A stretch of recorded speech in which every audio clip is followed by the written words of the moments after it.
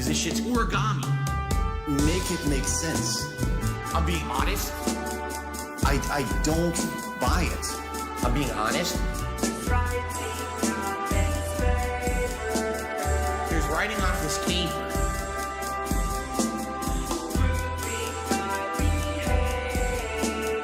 Proving my behavior. They asked me about 5,000. I can't explain what's considered business expenses. It's a complicated game. A pull of my expenses. I wrote everything by hand. It's literally still at my fucking desk, you idiot. Let's see what I spent. Hulu, phone bill, my monthly condo dues, attorneys, mortgage, taxes, premium, YouTube, garbage, water, car payment, Amazon, Comcast, health insurance, medical payments, electric, game pass. Make it make sense. I'm being honest. I don't buy it. I'm being honest.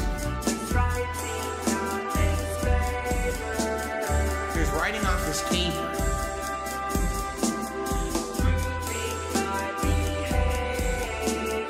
Proving my behavior. So it's very clear you're hiding something, and people are making really good points that you're probably scared you're going to get in trouble from going through that bankruptcy. Begging for money is never a good look for anyone.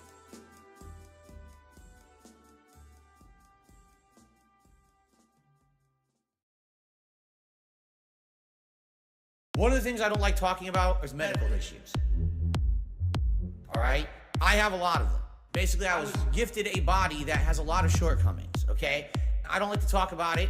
I don't want to tell you about all the doctor visits and all the money that I spend on medical shit. It's not worth it. It's a waste of everyone's time, and it's neither here nor there. It has nothing to do with what I do on my stream. But this is just one of the ongoing things that I've had my whole life that I've had to deal with, okay? Now, so here's what happened over the last year. And my back hurts. It creaks like a hinge. I calm my nerves with a drinking binge, dry skin, cracked, bleeding, and oozing. It's not my fault. Lifestyle. I'm choosing greasy skin, smelly demeanor every day. I look more like the B-movie creature. I can't say I don't have 2020. Other kids at school said my head is shaved. Funny. I flare up with persistent gout. Never mind the food we ordered out. My ears throb. Constant infections. Acne doesn't help. My bluish complexion. Don't receive physical activity. No exercise. In a state of captivity. I can't sleep. It's a constant affliction. One more pull for my gambling addiction. My throat's sore from post-nasal drip. I get stressed out when I don't dip the tip. Allergies. Slowly thinning hair. I sneeze and I snort. I sway in my chair. Carpal tunnel has my wrist been defined. Depression is still in the back of my neck, the back of my head, the back of my mind. My input job, reflexes, delayed, blame the lag, not the moves I made.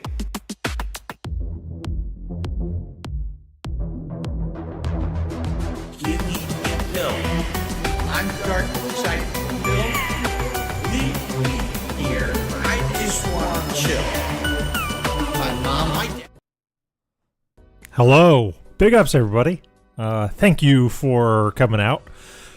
Top to bottom, big ups Len the Deranged. Big ups Joel L. Tractor for the 4 months. Thanks, dude. Appreciate it. Big ups Agent Proper. Big ups Da Pasta Maker. Big ups Mad Dog N. Big ups Well Swayed, as always. Happy to see everybody here. Big ups Dave1. How are you? It's it's been a while. It's been a while since I've done a Phil stream. I think it's very important that every once in a while people step back. And I was talking to Decepticon about 2 weeks ago about just the grind of DSP content and everything. He's like, hey, take 2 weeks off. It'll do you good. And he's right. Decepticon's a smart guy. Lefty said the same thing to me. Two smart guys that I talk to a lot and I trust a whole lot. But this whole DSPolotics business has brought me out of hibernation, so to speak. Let's get right into the politics because that's sort of what I promised. I brought clips with regards to the DSPolitics. Here, let's see. I have prepared media in regards to the DSPolitics. So my friend William Shatner is gonna catch you up on the situation. Take it away, Bill Shatner. Here we go. A comment made by He Is Darkness 7141 to Darkside Phil. Here's the thing. The average adult male in the United States makes $52K a year. The average adult female makes $47K a year. These numbers used to be fine to live on. But with current inflation, they're not. Most people are struggling, and most YouTubers make more than these numbers. Therefore, people should not be supporting YouTubers unless they have extra income to do so, which the majority of people do not, and it is only going to get worse. Okay, so for context, that was a comment under one of DSP's pre-streams last week, kind of telling him to, hey, tone down on the begging. Times are tough out here, man. Things are tough out here. And I think that comment was pretty nice in terms of how it was handling things. One thing I do disagree with that guy is when he says most YouTubers make good numbers. That's not true. The vast majority of YouTube streams to no one, and the vast majority of channels that are monetized make under $100 a month through monetization. Taken L's being one of them, and my Logan K channel also being one of them. So slight disagreement with He Is Darkness there. I think his idea is in the right place. But I think it is. I think it's a little bit presumptuous to say that everybody on YouTube is doing gangbusters through monetization. But that's not exactly why we're here. Big ups, big guy. How are you?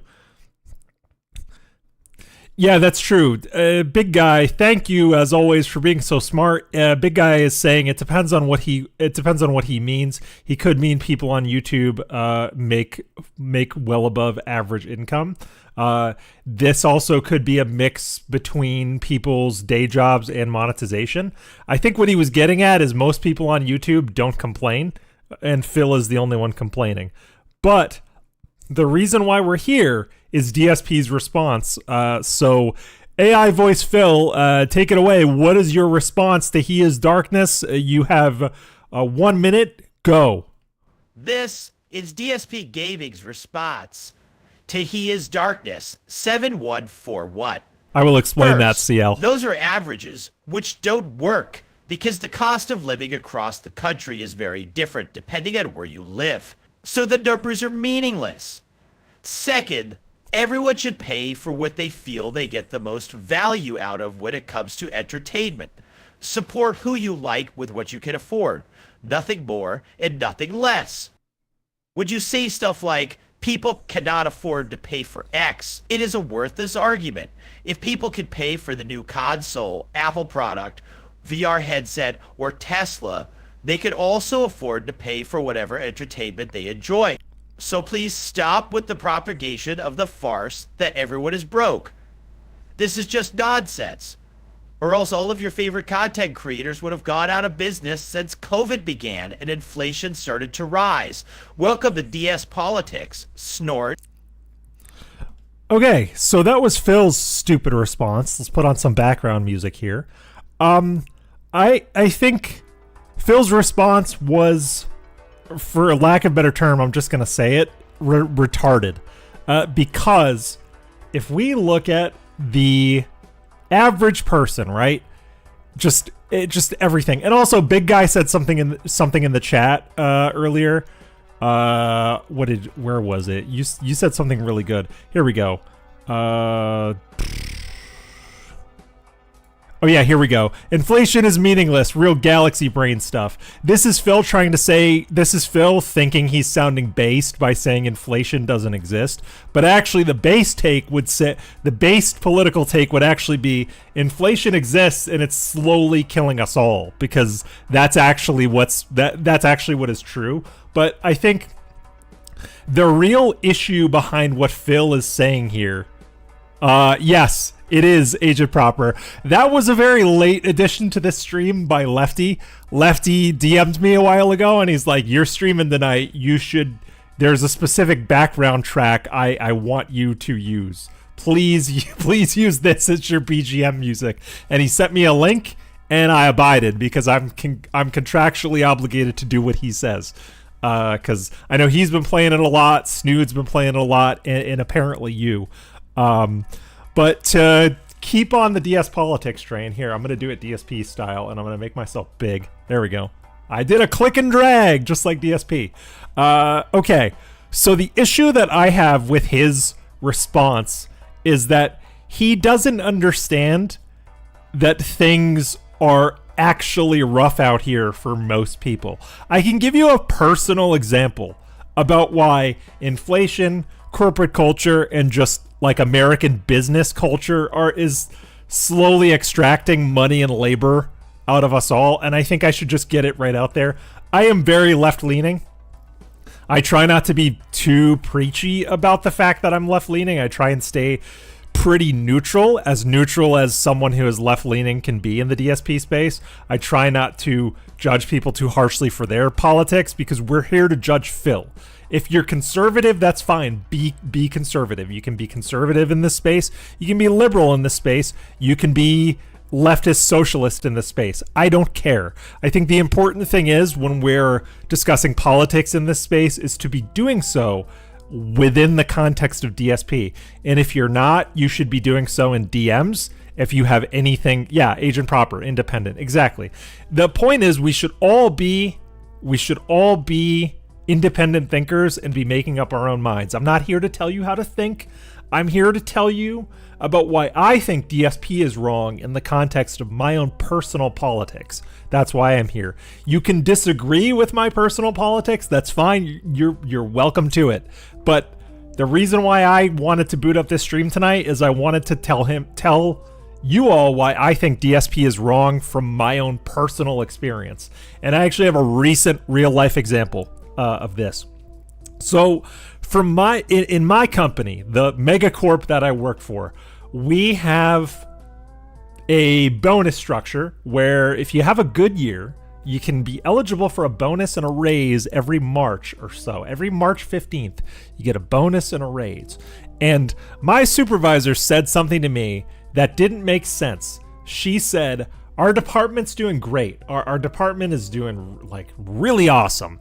We're hitting our numbers. Everything's good. We're exceeding all of our benchmarks. Yada yada yada. Corpo speak. This, that, and the third. Whatever. But what she also said is due to financial pressures, the bonus structure and the raises this year are not going to be as aggressive as they usually are.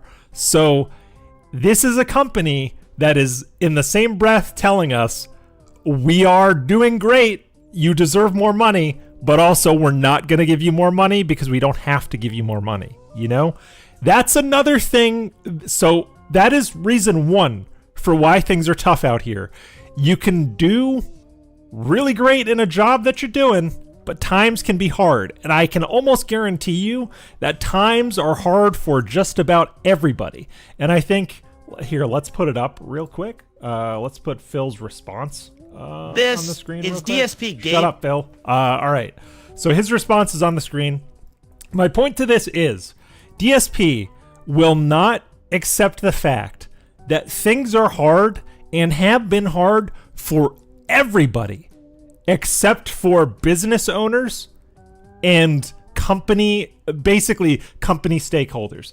The only people that did okay in the pandemic were company stakeholders and DSP.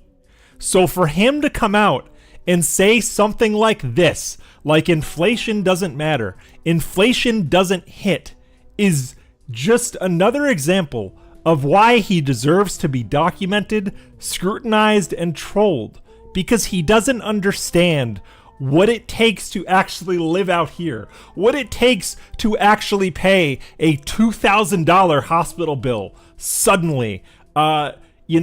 Most people I know can't afford like a $600 incidental expense. But then DSP is saying inflation is not hitting people. Like, no, he needs to get the fuck out of here. Also, yes, Joel points out, business degree, by the way. I really just wanted to spurg about that because he doesn't understand the basic economics of inflation is rampant right now, fucking everywhere. Prices of gas are going up depending on where you live. Food portions are shrinking and prices are rising. Everything costs more. I haven't bought real fucking eggs, since the beginning of the pandemic. Shit's hard, dude. Shit is very, very hard for most people except DSP. Well, Meth Bear, you bring up the vest streak. And the vest streak is something that I also wanted to cite here, because DSP was not hit by the pandemic like everyone else. I would argue that there was a period within the pandemic where he did perhaps better than he probably did in a very long time. And I can tell you from my personal experience, pandemic was fucking rough because, well, yeah, Coomer Place, to derail a little bit, get eggs from people who really own chickens. Yeah, that's right. That's also another thing that I've been doing lately. I've been making friends. I actually took 2 weeks away from Phil to work on my relationships with my IRL friends. But if this is DSPolotics, I can only imagine what would happen when a real political guy or real political YouTuber gets a hold of him. Like, as much of a clown as Hassan is, and Hassan Piker is a clown, I'm no fan of Hassan. I think that it's very difficult for me to take him seriously as someone who calls himself a leftist, but he never leaves his, multi-million-dollar mansion with the porn stars that he adopts. That doesn't sound very, leftist to me, but I would unironically love him or Destiny to talk to DSP when DSPolitics takes off. So, there's that. But really, the whole crux of this situation, this political situation, is how out of touch Phil is, because he doesn't understand that everything costs more. And he doesn't understand the idea of making sacrifices, because if he needs more, he just asks for more. I don't have the luxury of asking for more money in my job when I need more money. And on YouTube, I don't beg. Lefty and I don't beg for the channel. If the support comes, we're calling it support. Listen to me, I sound like DSP. But if the contributions come, they come. We're not gonna guilt people into giving us money. DSP has had the luxury of asking for a higher baseline for a very long time. Where most people had to cut corners and sacrifice, he never did. He refused to sacrifice. He refused to compromise. And that is fundamentally why we have the DSP we have today, is that he refuses to compromise. He thinks he's entitled to absolutely everything. He genuinely thinks that the nation of Argentina stole his memberships from him. He believes that. So I think CL in the chat said, what is Gin and Coke Socialism? Well, Gin and Coke Socialism. This is something that Lefty came up with in one of the Discords, and I just thought it was brilliant. I am going to say that Gin and Coke Socialism is the idea that DSP Gaming is the collective, and that all of his dents and all of his pay pigs must give to him, because he is the collective. DSP is preaching his own kind of corrupt brand of socialism. If you think about his use of the royal we, he always says, we have to figure this out, or we have to increase contributions, or we have to solve this problem, when all the money flows to him. Oh, Gin and Cope, that's brilliant. Gin and Coke Socialism. That's even slightly better. But my point of calling it Gin and Coke Socialism is that DSP does fundamentally, with his own chat, practice the corrupt version of socialism that we see in other parts of the world, where certain, let's say, European nations will brand themselves as socialist, but they will corrupt socialism into making the government the collective instead of the people. That's exactly what DSP does. Thank you very much for the 5 CL, 5 Canadian dollars. We accept those. Thank you. Big ups. I will buy some eggs. Thank you. I will buy some eggs this weekend. Yes, Agent Proper, it does sound like a cult. It absolutely does. But that was basically my whole... I want to keep the political stuff short because we have some unironically fun stuff to get to that DePasta Maker sent in one of the Discords in regards to Stuttering Craig. So we have that, and I do have a couple of clips.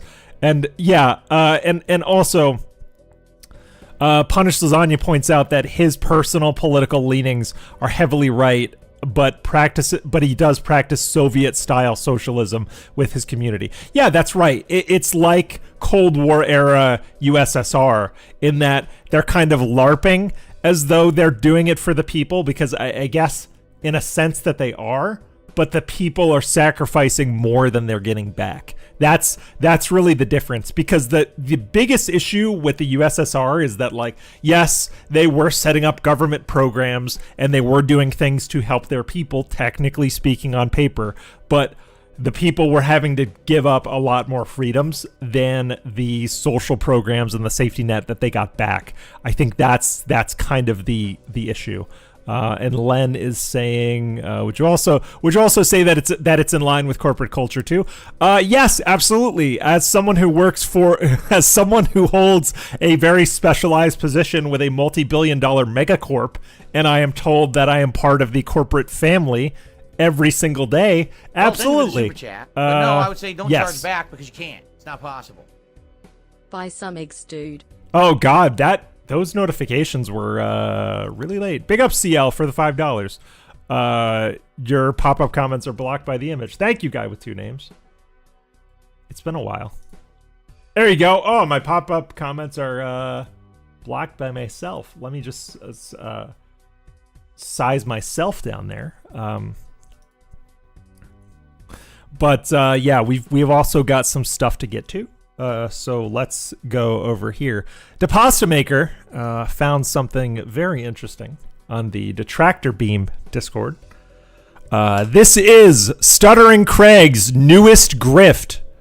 This is called Take Games Back. Speaking of politics, this goes perfectly with this particular stream. And let's let Craig say his thing in this video, and then I'll get into why this is a very obvious scam. Yes, Carlos, I cannot take credit for the BGM. That was all Lefty. Lefty DM'd me earlier today with very specific orders, and I did them. But Craig, what do you got for us, buddy? If there's one thing that's become painfully clear over the last couple weeks, it's that the people who work in this industry and write about this industry that you love hate you. It's one big club, and you are not in it. In fact, did you know that the Game Awards are voted on by those exact same people? I mean, look at this list. It's IGN and Polygon. Also, big ups Jeff Gerstmann. Jeff Gerstmann is one of the only people I still trust to cover game news, TBH, and you guys can fight me on that. He's the GOAT. Does anybody notice this sounds like Phil? Phil has said pretty much this exact same thing. Yes, Michael, Jeff will die for journalistic integrity. But has anybody noticed that Phil has yes, Jeff is formerly of Giant Bomb.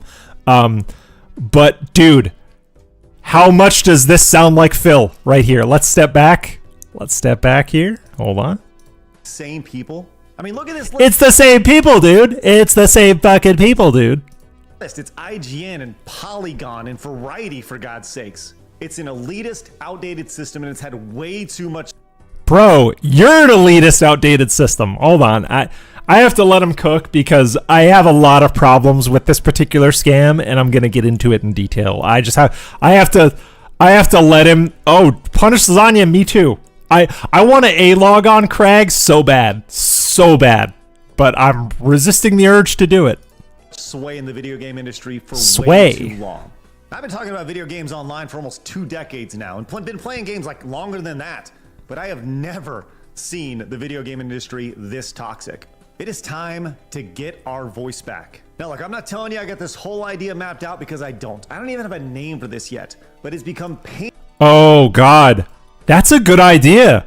I could do that. Put a Phil voice filter on this video. I'll do that. I could do that.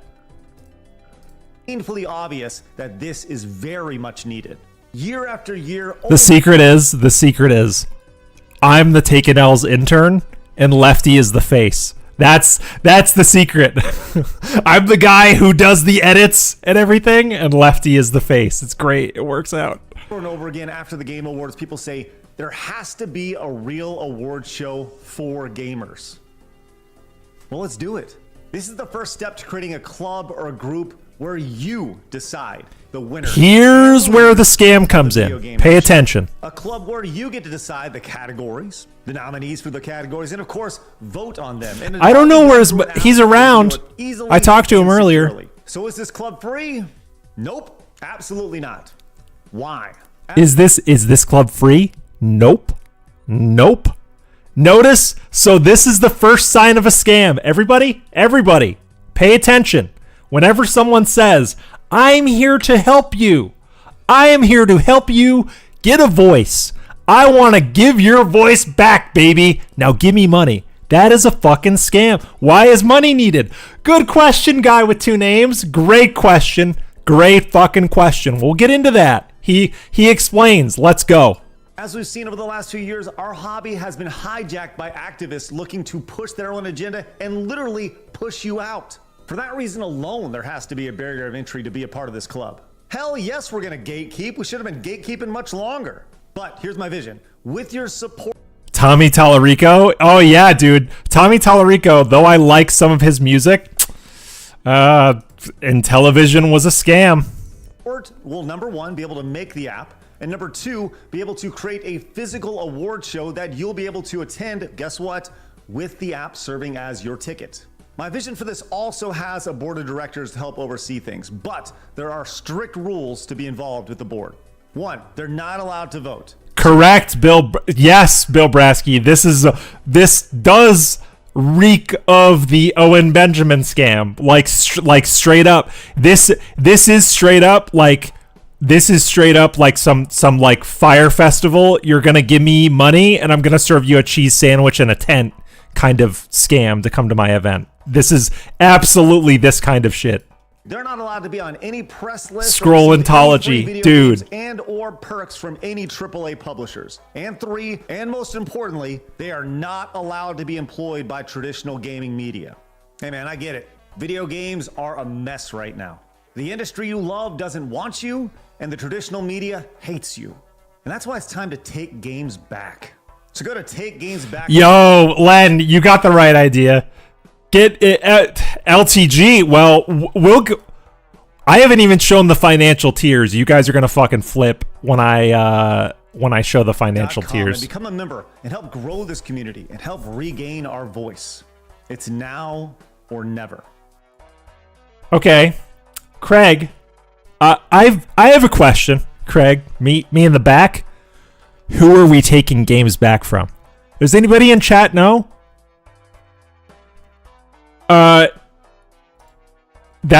That's the question. Michael, that is I don't know what they want. I literally don't know what they want. Who are they taking back? Who are they taking games back from? Who took games away?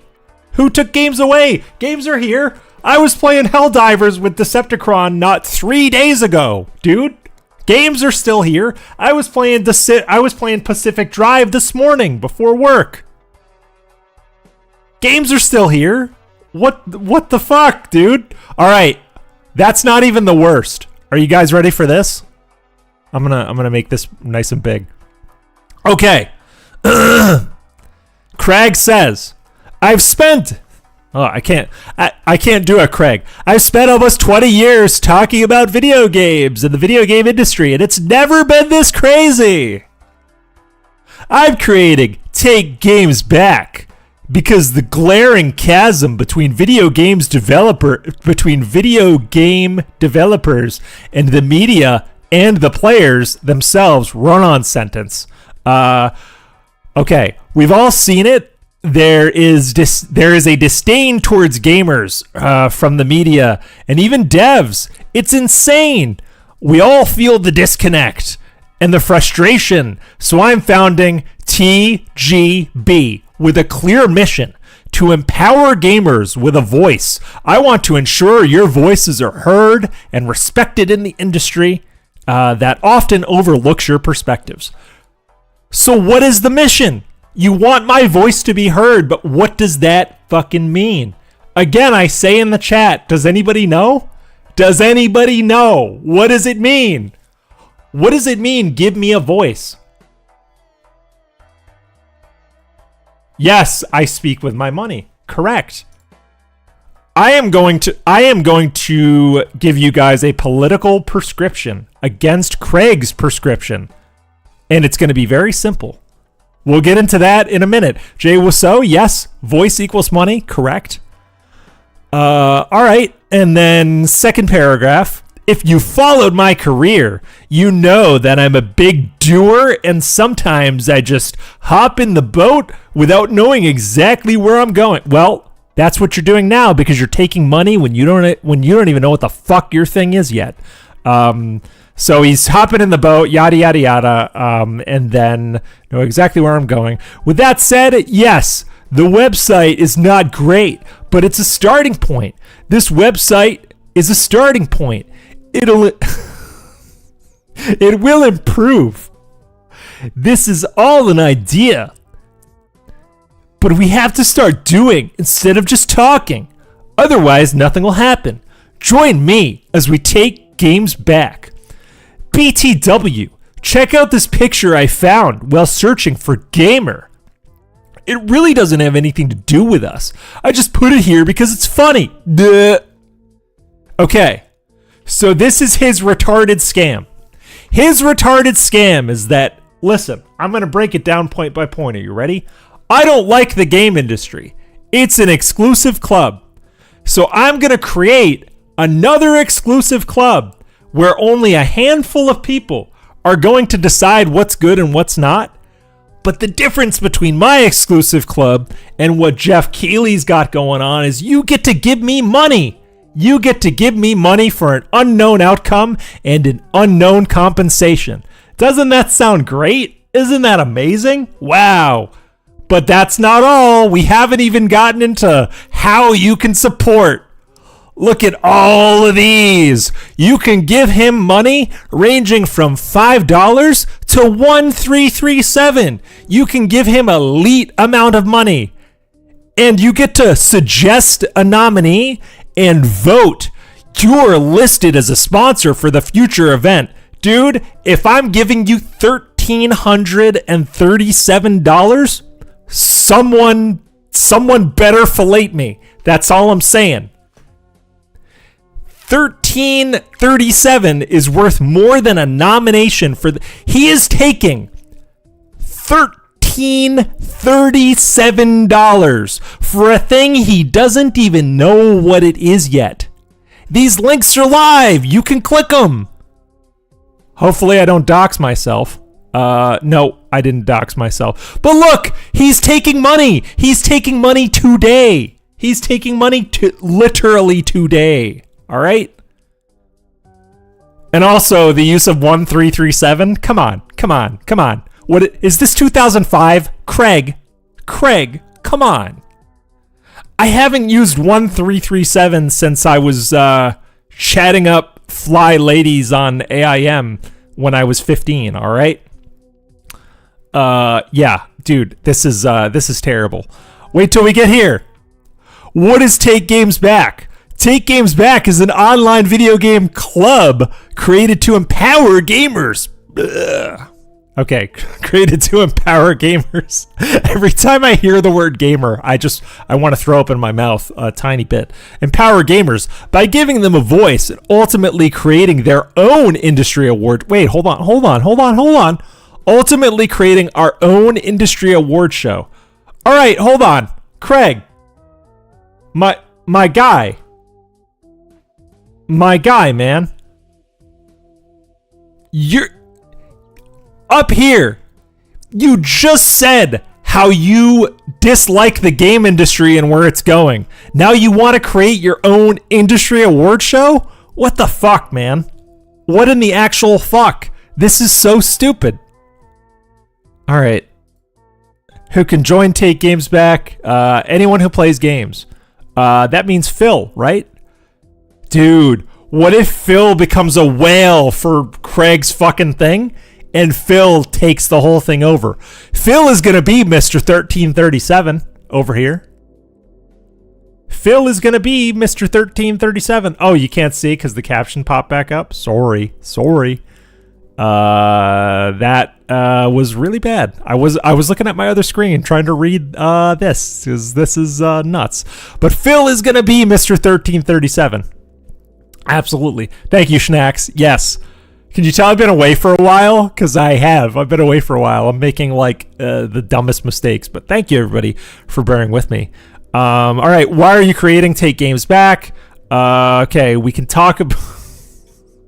We can talk about how we're tired of gaslighting. We're tired of the lies, gaslighting, and disrespect. Typo. We're tired of the lies, gaslighting, and disrespect that. I think that's technically grammatically correct in terms of prose. It's just awkward. Disrespect that come from people who work in the video game industry. Yeah, that come from people. Well, someone's coming. Do not come. Do not come. Okay, but at the end of the day, we have to act to take games back. Action. Period. If we're all tired of the nonsense, he's using Phil words. If we're all tired of the nonsense, we have to start creating a parallel economy. Parallel economy where you get all the money, Craig, you fucking scammer. So he wants to create a parallel economy. All right, let's see. For gamers, by gamers. This is really cliche, but that's the way it has to be done. That's what this is. Okay, so this is sounding awfully lot like Phil though, because he's saying stuff like, we have to fight back. You have to donate me money to do my thing. Money me now. This is sounding very DSP like. This is not. The idea of a parallel economy is looking pretty sus, my bro. It sounds like you're lying. It sounds like you're just lying to retards who will give you money, like Phil. Also, dudes, a lot of you guys are not going to like this. Here, I'm going to click and drag me big. You guys are not going to like this. Gamers that post on online forums are some of the most maladjusted, retarded people on the internet. Fight me. I'll say it again. Gamers that post frequently on online online forums are some of the most maladjusted and retarded people on the internet. They are Phil. Phil in 2006 is this fucking guy. He is the guy that would give to Craig. Look at the SRK forums. Look at the shit that ALT has dug up on Phil. This would be Phil's shit. 2006 Phil would be all over Craig with this right now. But dude, maybe the average gamer is frankly not smart or eloquent enough to vote in an award show or care. Like, I don't know about you guys, but I'm 34 years old. I don't care about these fucking award shows. I just play what I think is good, which most days it's Hitman. And there hasn't been a new Hitman game technically since 2021. So I mean, I play Hitman, I play Helldivers, and I play Pacific Drive. That's what I'm playing now. But like, again, The people that Craig will attract with this campaign are the worst people in the community. I will, shout out Hitman, big ups guy with 2 names. I guarantee you, it will be the worst degenerates in the space, just like Phil's community. Okay, here's what I want to know. And I looked at a little bit of this before stream because I wanted to know, what does the timeline of Take Games Back look like? Glad you asked. Here's the outline I'm looking to execute for 2024. April. Okay, April is less than 2 weeks from now. So let's see. Begin development of the app, focusing on key features such as user registration, category suggestions, nomination, and voting functionality. Bro, you announced an app and you don't have the very basics? You don't have a working API or framework? I'm not a software developer, but I've worked with software developers, and this is shit that you figure out before you post the site. Like, literally, this is, like, you have to have an app. Because how much of a stronger launch? So I worked in PR for like less than a year, but I technically worked in PR. From a PR perspective, the best thing to do to launch a campaign is to give someone a call to action that they can carry out. And Craig, this is looking really bad if your only call to action today is give me money. Literally, the only thing people can do today is give you money. You're not even guaranteeing the app, my dude. I would look at this slightly less harshly if there was a working app that I could download for free and look at. But he doesn't even have a working app. This is just a scam. And for all we know, I could read off all these bullet points tonight, whatever. We can reach early December and nothing can be done. And you know what? Let's see here. I wonder, okay, secure checkout. I also don't like this page.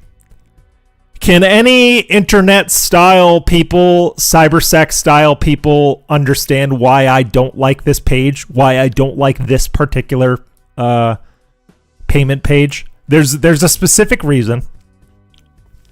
I'll give it a few seconds. And when I say it, you guys are going to be like, oh yeah, that's really sus. Yeah, monetize the gamers. That's right, Shiny Teeth. Monetize the gamers. Yes, Jay Wiseau. That's part 1. Yes, it takes my personal information, but it's saying that this is a secure checkout and a payment processing service. And yes, Nerdbrew, no PayPal. This is telling me, this is alleging that this is a secure checkout workflow, but it's not telling me who the payment processor is exactly. And it's theoretically not secure because I could go into the HTML of any web page and I can make a little lock symbol and I can write text that says secure checkout. But I don't see a stamp that says it's PayPal, Amazon Pay, Google Pay, or any of the reputable payment processors that people usually use. It's just sign up, log in, give me your payment information. That is really sus, my dude. That is very sus. I really don't like this. So the fact that your first call to action is give me money through a payment processing page that may or may not be secure. Well, Silent Weapons, good fucking question, my man. Apparently it's so that you can suggest, nominate, and vote. You are listed as a sponsor of a future event. So you're a sponsor. You're Craig. Well, Craig needs a scam sponsor because he needs to get out of the scam game. And I'd be more than happy to, okay. Hold on. We're getting there. We didn't finish the timeline. All right. We were in April. June says continue app development. Okay. Listen, I don't have software or application development experience. Any software people in the chat, he's saying they're gonna start work on the app in April. So keep in mind, it's March right now. They haven't even started working on this alleged app that this whole thing is supposed to be for. He is saying they're gonna have an app, a secure app, between the span of April and June. Is 2 months a typical run? Is 2 months a typical run-up time for an app like this? Okay. CL says, don't buy them, pretty easy. President Tanaka says highly unlikely. The idea is so basic it could be done. Yeah, I don't know. That's why I'm asking. That's one of the reasons why I wanted to talk through this on stream, because with this, the fact that they wanted to spin up an app from April to June, let's say in less than 2 months, we're going to make a secure payment processor. Yeah, we're going to make a secure payment processor in 2 weeks. Sound good? Well, yeah, that's the thing, because the only call to action I can see is give him money, and the only call to action that would be feasible through the app would be give him money or voting, right? And like, what is the award show? What is the award show? Who is hosting it? Maybe I just need to keep reading the FAQ. But all right, so May to June, continue working on the app, smooth interface functionality. Okay, so they want to launch a beta version of the app for testing among a select group of users. Big ups, Lord Thunder. How are you? Yeah, dude, it is very very sus. That is immediately what I thought when Deposit Maker showed this in the Discord, and the first thing they did was ask for money. They are going to take everyone's money and disappear with it. I can almost guarantee.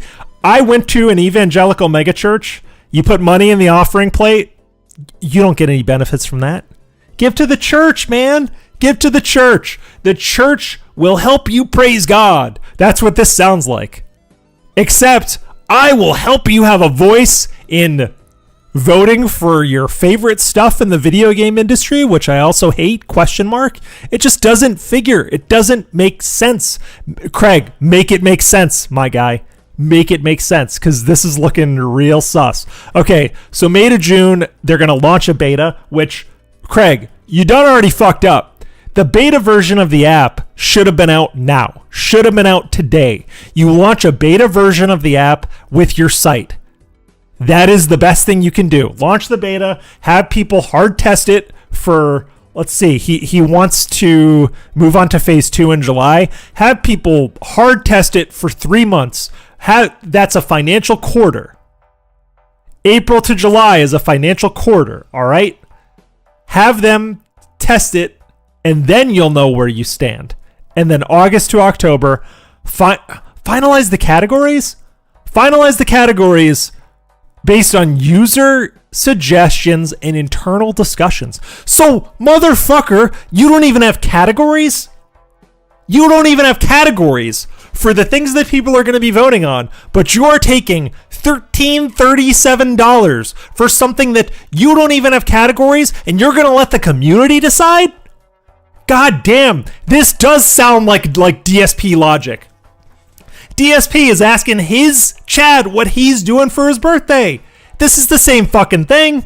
This is Craig literally going hat in hand saying, listen, I'm making this thing, but I don't know how to make this thing, so can you help me make this thing? It's so dumb.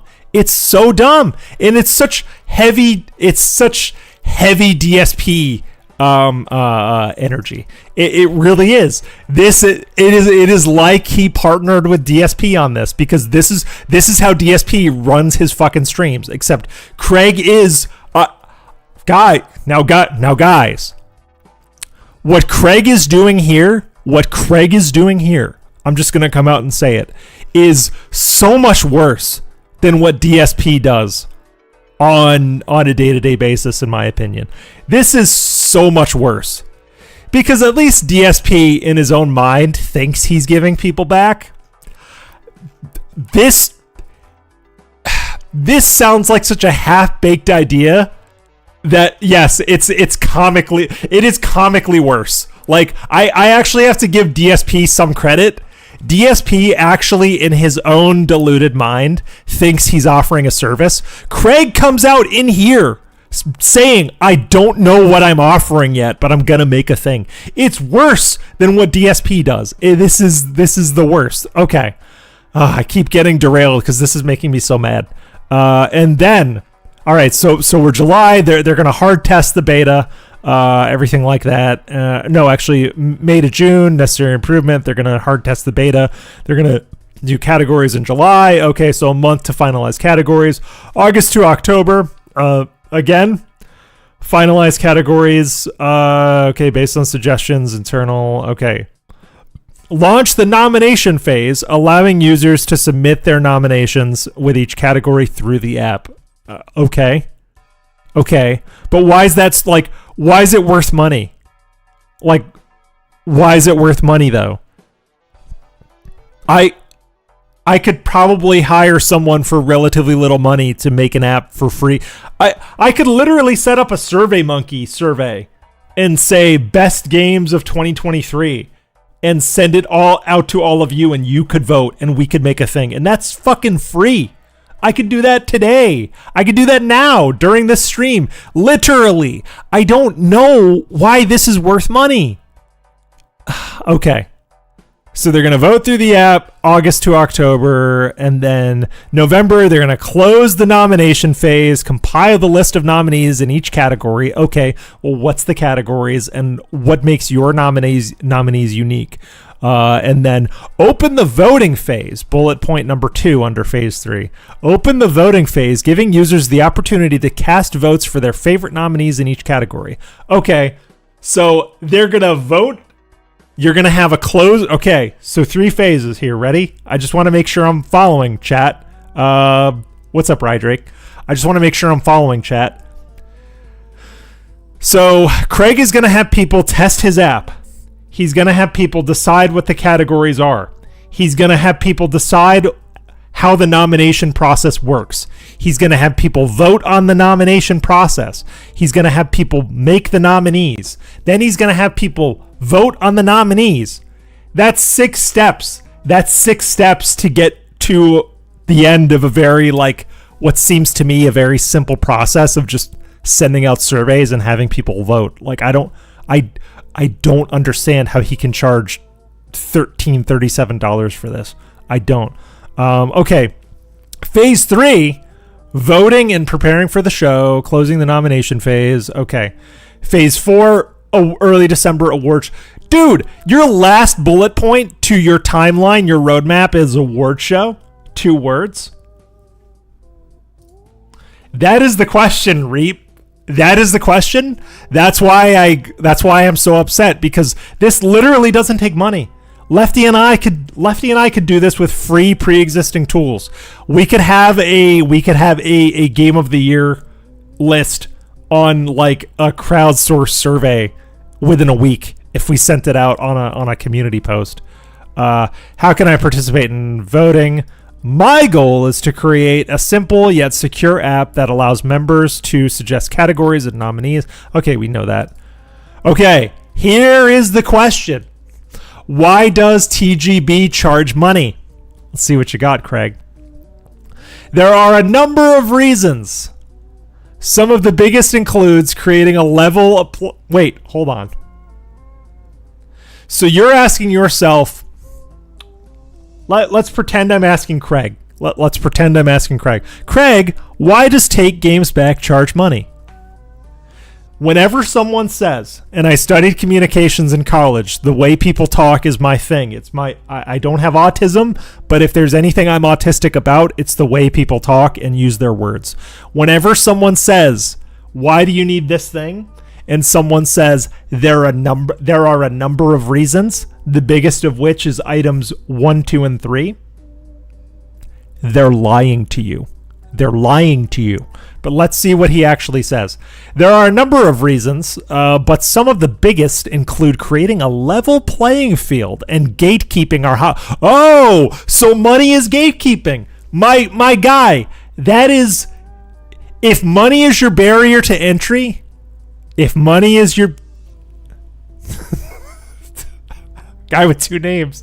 You're not wrong. I do have a bit of hitmantism for liking Absolution, but I digress. No. You don't have to apologize. I will take that L. That's the channel's name. But bro, he literally is coming out and saying, money is my barrier to entry. Scam scrollers, exactly. Money is my barrier to entry. I'm charging money so I can fucking gatekeep. Literally, I'm charging money so I can gatekeep. This is incredible. I should make this bigger so you guys can see a little better instead of my big dumb head. But he's charging money so that he can gatekeep. Okay. So that we can gatekeep our hobby. Okay. Every member's vote is valued the same. Okay. Here's the problem. He's saying every member's vote is valued the same. If it were equitable, and I'm not talking about equality, I'm talking about equity here, wouldn't the people giving him $1,300 have to get more of a say? I actually think that would be more fair of a grift than everybody's vote being counted the same. Because why should Nerd Brew's $5 vote count more than Rydrake's $1,300 vote? That doesn't make sense. Yeah, guy with two names. That's what I'm saying. If you're gonna tell people to give you $1,300 fucking dollars, you better be some special kind of judge or something. He's gonna end up creating the Video Games Awards and Judges Week again. Hey, shiny teeth, be careful. Be careful. Rydrake, well, I can't smell him from here, so I don't know. $1 equals one. Well, yeah, no, truly, satellite style internet. But that's my thing. If I were doing this, I would at least have the decency to give people that contributed more a bigger say. Even Phil lets his ultra supporters, or whatever the highest tier is, he lets them submit more shit. Phil's membership scheme is more equitable than this. Is way more equitable than this. Oh my god, takegamesback.net.org are unregistered? God, Schnacks, that's kind of brilliant. I don't think I'd want to hold those domains, but if anybody wants to hold those domains, God be with you. You have my full support. Why is there only annual memberships? This is to avoid an influx of people acting in bad faith during the voting period. Dude, motherfucker. You want to talk about people acting in bad faith? Charging this amount of money for an app that doesn't exist yet today is incredibly bad faith, my brother. Incredibly bad faith, my brother. But it's to avoid an influx of people acting in bad faith during the voting period. The last thing everybody wants is a bunch of people coming in for a month and skewing the voting process. Okay, so Craig, let me just say it out loud again so that I can understand your logic here. Craig, you said that the gaming industry is taking away your voice and that only a select few people can vote in the video game awards. That's your whole crux of this whole thing. That only a select 100 journalists, let's say, can vote in game awards. Now, this motherfucker is gonna gate annual memberships, annual only memberships, and he's gonna cut them off a month before the voting starts so that other people that may have just found out can't vote in your fucking thing? Get the fuck out of here. This is worse gatekeeping than the actual games industry. This is worse gatekeeping than Judges Week at the Game Awards, in my opinion. This is worse. Because at least the people that are video game judges in the Game Awards have some kind of cred. Well, credibility is a strong word for most game journos, to be fair. But at least there's a reason for those people to be there. They have shown enough interest to the point where they do it as a job. So that makes sense, but you are literally gatekeeping only people that pay an annual fee, which also begs the question, what happens, Craig, if someone puts in their annual fee and doesn't cast their vote? I could theoretically pay this. I could pay $13.37, $150, $30, $15.5. I could pay any of these amount of money. Let's do a hypothetical, chat. Let's say I pay this. Let's say I go for the elite tier and I pay elite dollars for this, right?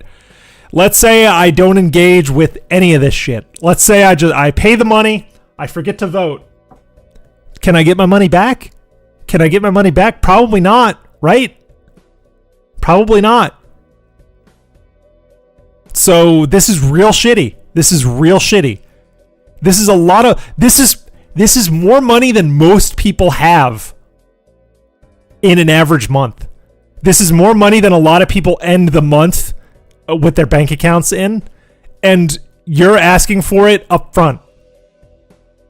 Let that sink in. He is asking for this amount of money up front, and it's more than most people see these days. Fuck him. All right. This is going to be very cringe. Let's get to the next bullet point. Can game developers or publishers influence the voting process? No!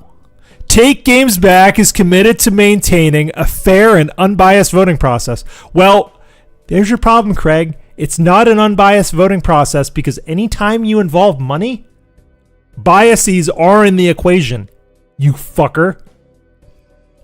It is not an unbiased voting process as soon as people are financially involved. That's just how the psyche works. As soon as you give money to something, you are compromised. That's just how people work. That is literally why people tip Phil. That's literally why people that tip Phil support him so hard. Will go into detractor chats and call us all bullies and like degenerates and stuff because they give money to Phil. Like that Tony guy, Tony Pizzaroni, in the early days of the channel when Lefty and I were still doing the roasts. He came into our chat and he was calling us bullies and like degenerates and like man children or whatever because that fucker gave Phil a ton of money. That's what I'm saying. There's no such thing as an unbiased process as soon as you give money to someone because you're compromised. That's just how the brain works. I'm sorry, dude. Tony was a chill guy, right? Yeah, you remember that guy. He was in your chats. He was in Ice Yamamoto's. He got around. What about tabletop games? Right now we're focused solely on video games. But, and capitalized but that doesn't mean we couldn't expand to other types of games later on. All right, let's take on video games first and do it right. Then worry about expanding. All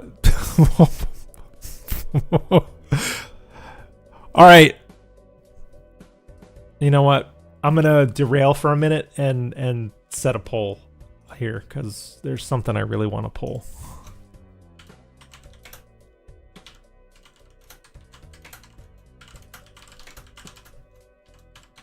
Excuse me. I'm going to put a poll in the chat, and I want you all to help me answer that question. Here we go. Because this is breaking me right here. So cast your vote, please.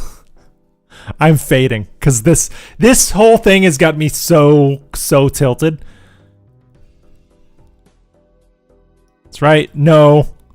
Do not ever give money to this asshole. Do not ever give money to this handsome Squidward hat-wearing, longboard-using motherfucker. Again, I shouldn't judge people who longboard. Longboarding is kind of cool, and I can't do it because I'm uncoordinated. But do not give money to this Squidward-looking motherfucker. He is, dare I say, worse than DSP. Oh, thank you, guy with two names. That's very sweet of you. Thank you for the $1.99. I appreciate it. All right, I'm going to read this bullet point. I want to do more. What more can I do? First, thank you. Again, he's assuming that there will be tards out there who will give him money, which there will be. There will be. because there are already people that give them like $100 super chats on a near daily basis. If you haven't watched the side scrollers, I recommend doing it once. The side scrollers these days are a fucking trip. They have gone from some olds that play video games to a alt-right political show, and it is such a shit show. Incredible shit. Yes, they already. Well, they have pay pigs. Like, Duty Streams gives them money. Duty Streams gives them like legit money. So they already have people giving them money. All right. First, thank you. If you want to help monetarily, you can always upgrade to the 1337 sponsorship. Oh, thank you, Nerd Brew, for becoming an El Cheapo supporter. I appreciate it. You can always upgrade to the insane 1337 sponsorship. Well, capitalized sponsorship. Thank you for the That's super important. Chat. But no, I would say don't charge back because you can't. It's not possible. Here is my money for my vote. Folded hands. Thank you, guy with two names. All right, the biggest thing you can do is share Take Games Back. Okay, so just make sure it exists with other gamers. Thank you, Jay Wisso.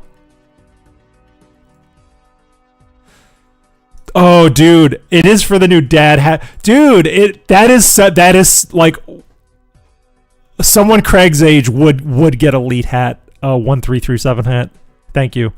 Can I get an oppressed gamer to? Well, Len, you're leading into another thing I wanted to discuss about this. Another very underhanded psychological operative tactic, because I believe for all intents and purposes this is a psyop, and I want to get into why in a second. I'm gonna sound fucking crazy, but I need you guys to follow me and try and understand why I believe that this is a psyop, and we'll get there.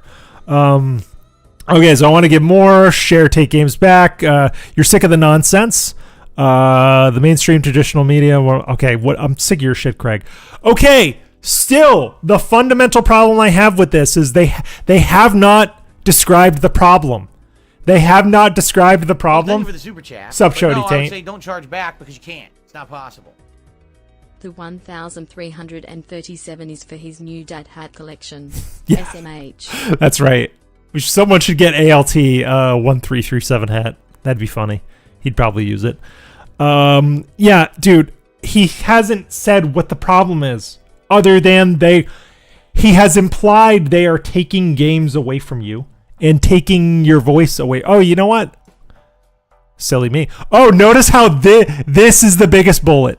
The who's this Craig guy is the biggest bullet. That's great. All right. You know what? Hold on. Where is it? I'm gonna pop up in a Dr. Pepper. Dr. Pepper cream soda, not sponsored. But I'm gonna need a cream soda for this. Hold on. Oh yeah. All right. My name is Craig. Most people know me as Stuttering, quotation, Craig. I launched a pretty influential video game brand in the mid-2000s. Bro, pretty influential? Okay, DSP. Sure. Okay. What's up, Snood? How are you? Yeah. Take Games Back now. This might become like my new side obsession. Like this. Because I am so deep into this right now. But I launched a very influential gaming brand in the mid-2000s, early 2010s called Screw Attack. By the way, Screw Attack is a grape euphemism, if you get my meaning, because that is slang in some circles for grape. I can't say the word because it's YouTube, but I want everybody to know how problematic that is. This is my bleeding heart leftist coming out, but I find it very problematic that a dude who founded a company named after a grape euphemism is now asking people for money. That just doesn't sit right with me. That's my own opinion. You can disagree with me. Maybe it's not that deep, but that's just my opinion. Okay. Our biggest live event had over 15,000 people at it. I still had people tell me that it was the best weekend of their Bro, that sounds just like DSP. That sounds just like DSP. He constantly says, I still have people emailing me saying my Heavy Rain playthrough was the best thing they ever watched, or my Fallout 3 playthrough was the most meaningful playthrough of Fallout 3 I've ever seen. This dude is DSP. Phil should leave Cat for Craig. Craig could be the new John. It'd be great. You know, Craig is very similar to John if you think about it. He's a little chuddy and he's a bald guy who wears a hat all the time. That was John. There was no hair under that hat. I've seen pictures of John without the hat on. God, the similarities are striking. I eventually sold Screw Attack, worked for Rooster Teeth. I said Rooster Teeth because I'm so used to seeing shiny teeth.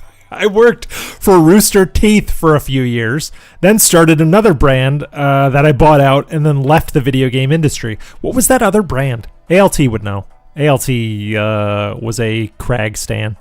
Okay. After a year away, I looked back into the video game industry and saw how... I would say don't charge back because you can't. It's not possible. Can I use this to not buy a vote but to ban someone?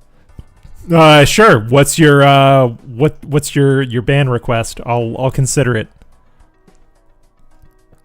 I think I know who it is, Rye. I think it's gonna be a certain guy with two names.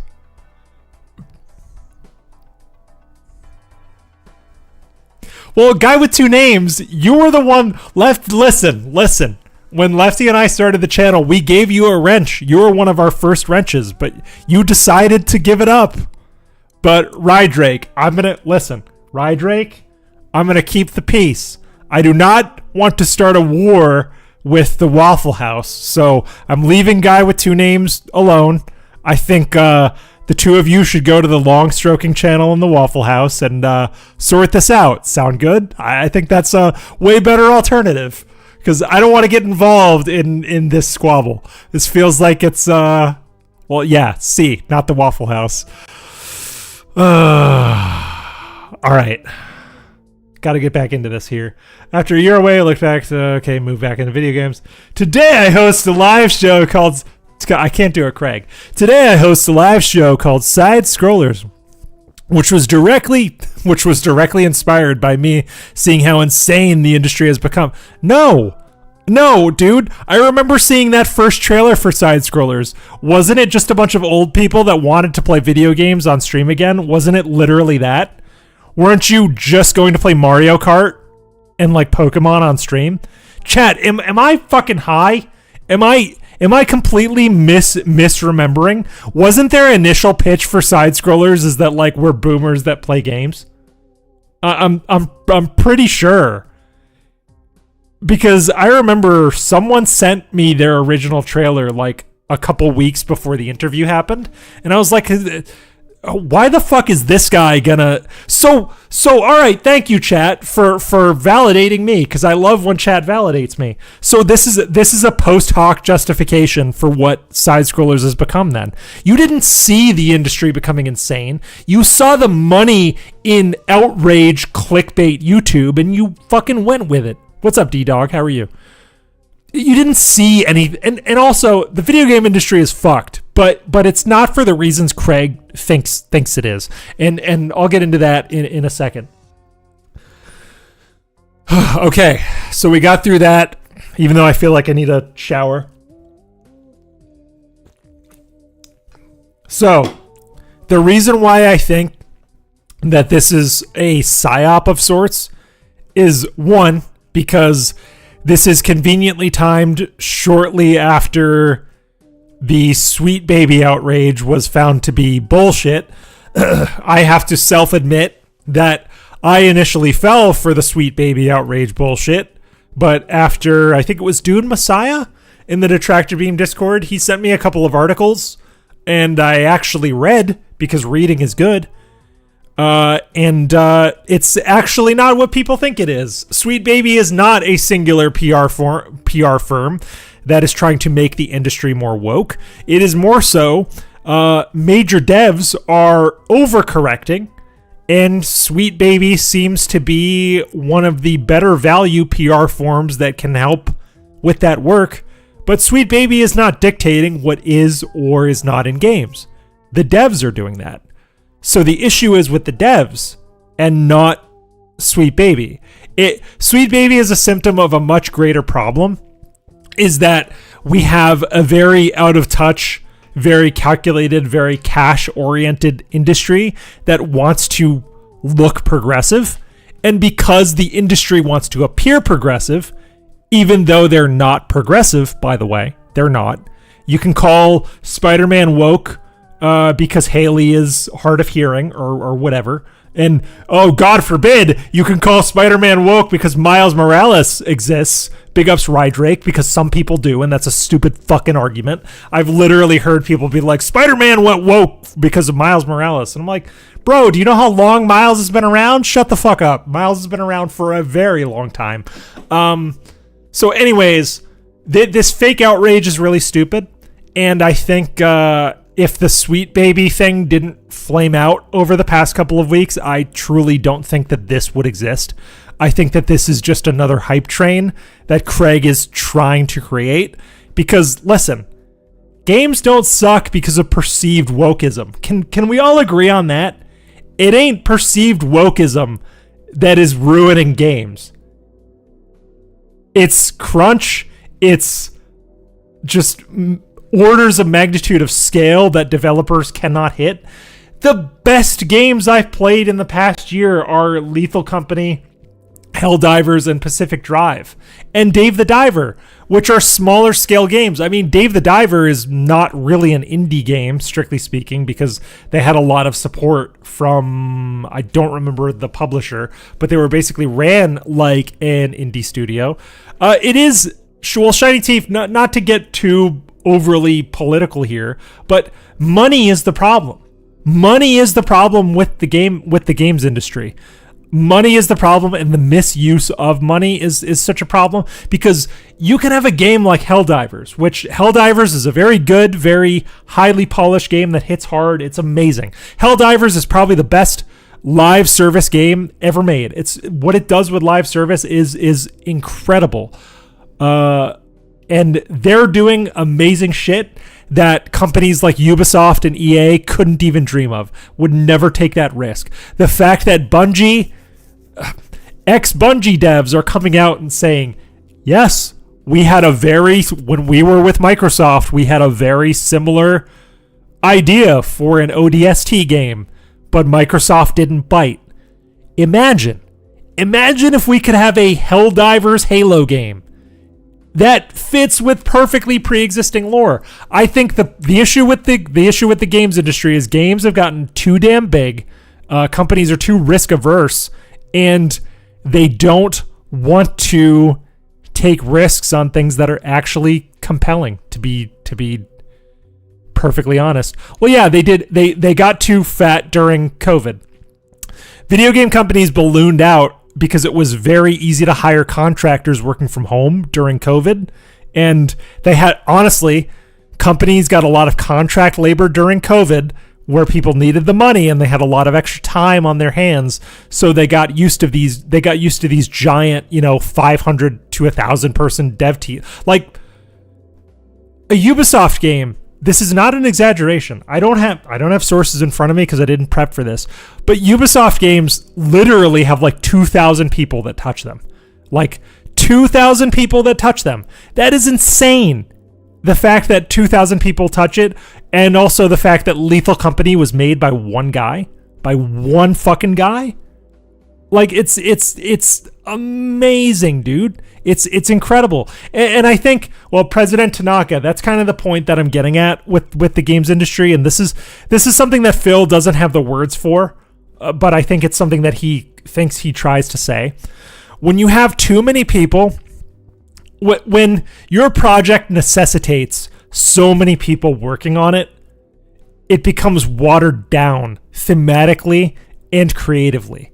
Like for me, I've got so many masters at my like big corpo job that like I don't even know what the fuck I'm supposed to do half the time. You know, like small games with smaller dev teams can really drill down, and they can say, here's what we're going to do. We're not compromising.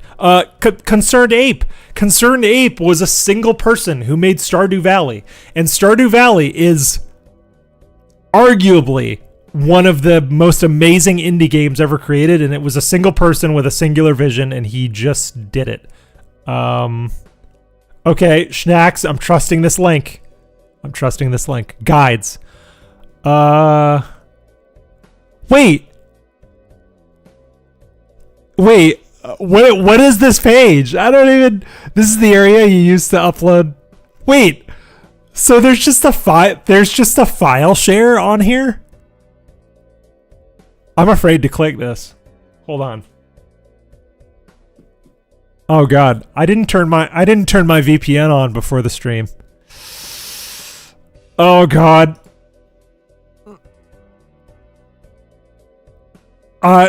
Guys, I'm doing it.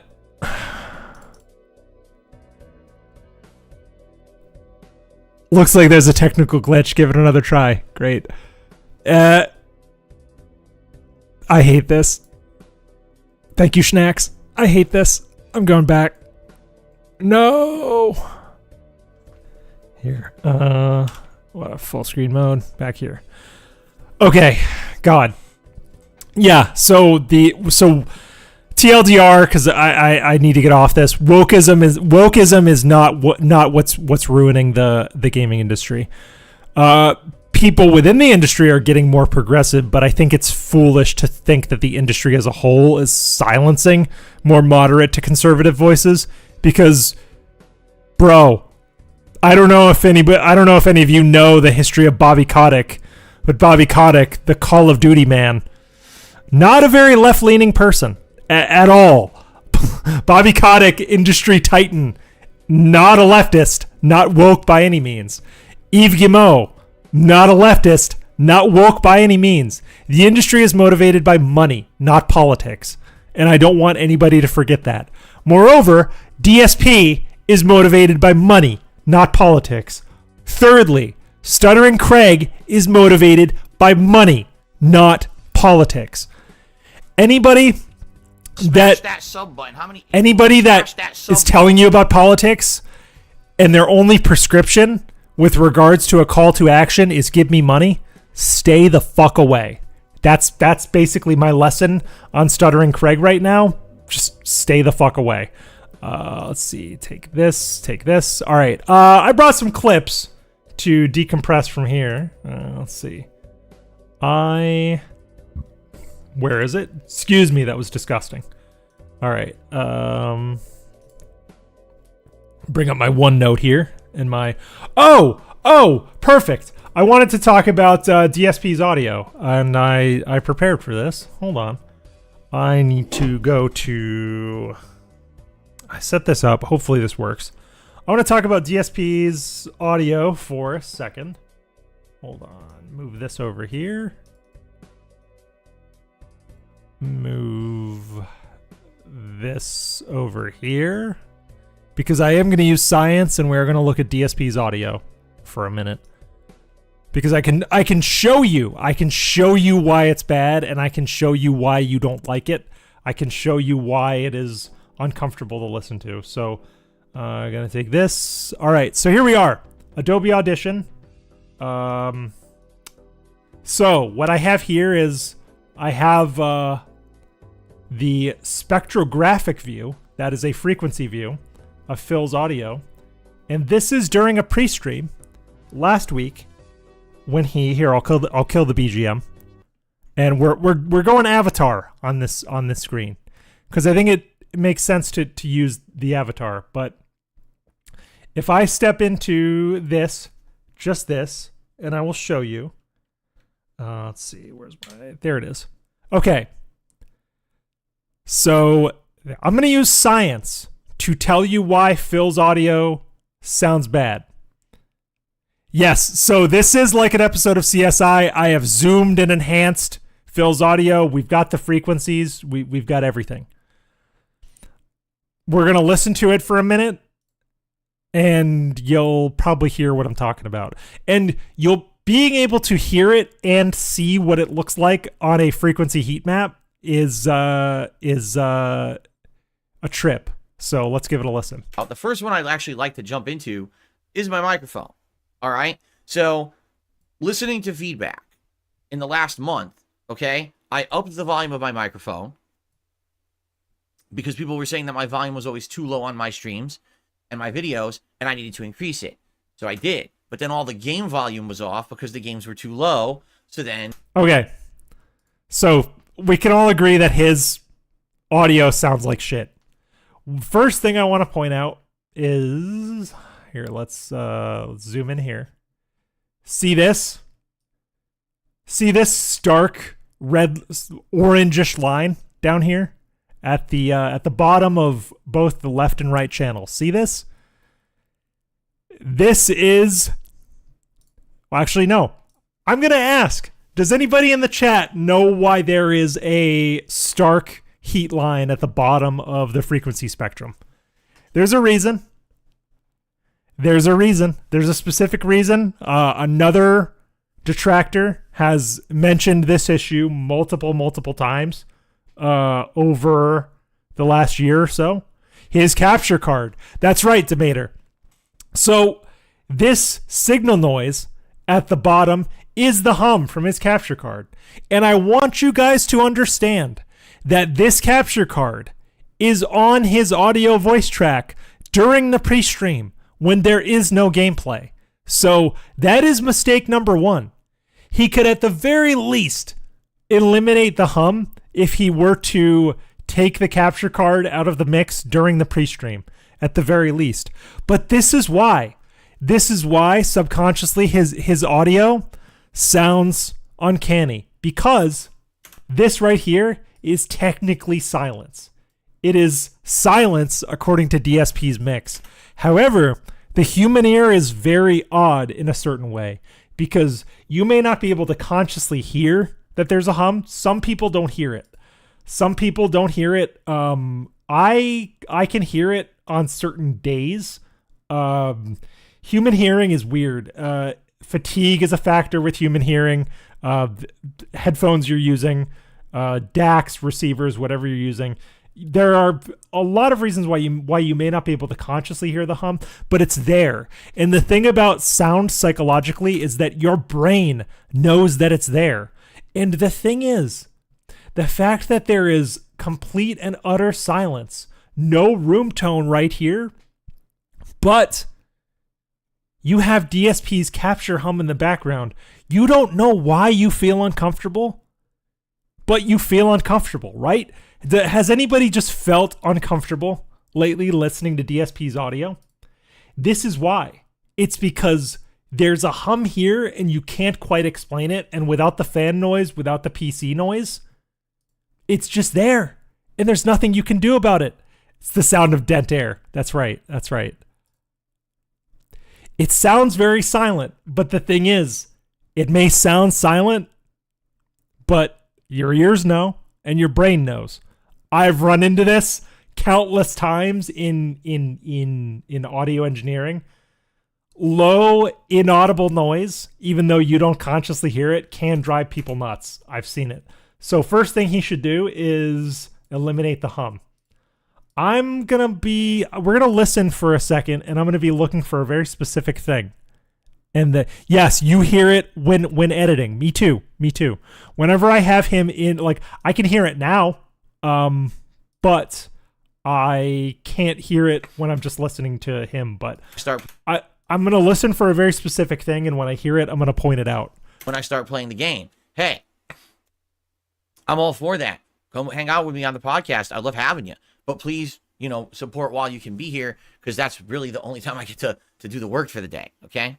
Okay, so we have so many topics to talk about. The first one I'd actually like to jump into is my microphone, all right? So listening to feedback in the last month, okay, I upped the volume of my microphone because people were saying that my volume was always too low on my streams and my videos, and I needed to increase it. So I did.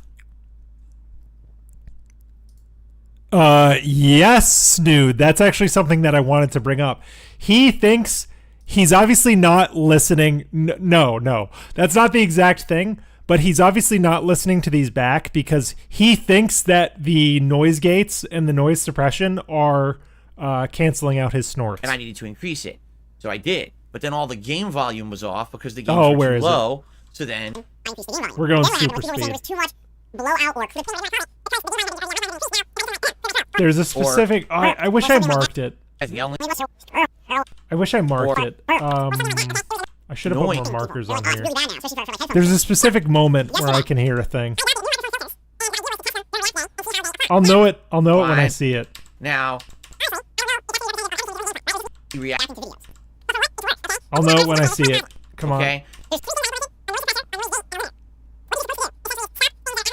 Smash that sub button. How many people say smash that sub button? Thank you for subscribing. Appreciate it.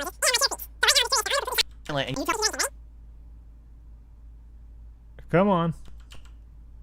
Now I'm gonna click my Okay, this is a good example. So if we zoom in here, see how this is like it's very stark. This line is almost like a straight up and down line. When you speak, the audio spectrum is gradual. It ramps up to when you're speaking to when you're not. Here, let me find one of my, because I did a test recording for this. Let me show you what my audio looks like. My audio is a little bit dirty, but I wanna compare my audio that I recorded to DSP's, my stream audio. It's just gonna take me a second to get it. Let me get it. My mic extracted. Here we go. This is my audio. So this is actually a clip of my stream audio that I extracted out. Let's give it a listen. This is my filtered audio that usually goes to streams. I've extracted it out. This should look pretty. Notice how my audio there's like a little ramp. There's a point at which I start speaking, and then there's the syllable. You can see it kind of ramping up here. Where with DSPs, here, there's no real easy way to... Oh no, I have Snoo. Oh, we could listen to Uzi while I got it here. But this is my noise gate kind of ramping should look up. Pretty clean. My audio looks robust and healthy. It's a little dirty, but in my opinion, slightly dirty audio makes people a lot less uncomfortable. You want there to be some imperfections in your audio because that's natural. Whereas the issue with fills, and let me get back to fills here. There we go. Oh, it's gonna have to read the spectrograph again, isn't it? Yeah, it will. Oh no, I imported the video file into Audition by accident. Hold on. Here, let's do that. And see how Phil's is like, it's stark. It's like, it looks robotic.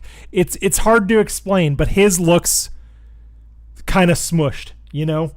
It's very, it's too processed. I'm having trouble putting words to it. I think I'll probably have to make a video on this, but I wanted to point some of this stuff out on stream about like why his audio doesn't look good or sound good is because it's over processed. I would rather have his are almost vertical. He has his noise gate set to the point where it's either on or it's off. There's no gradual attack and release.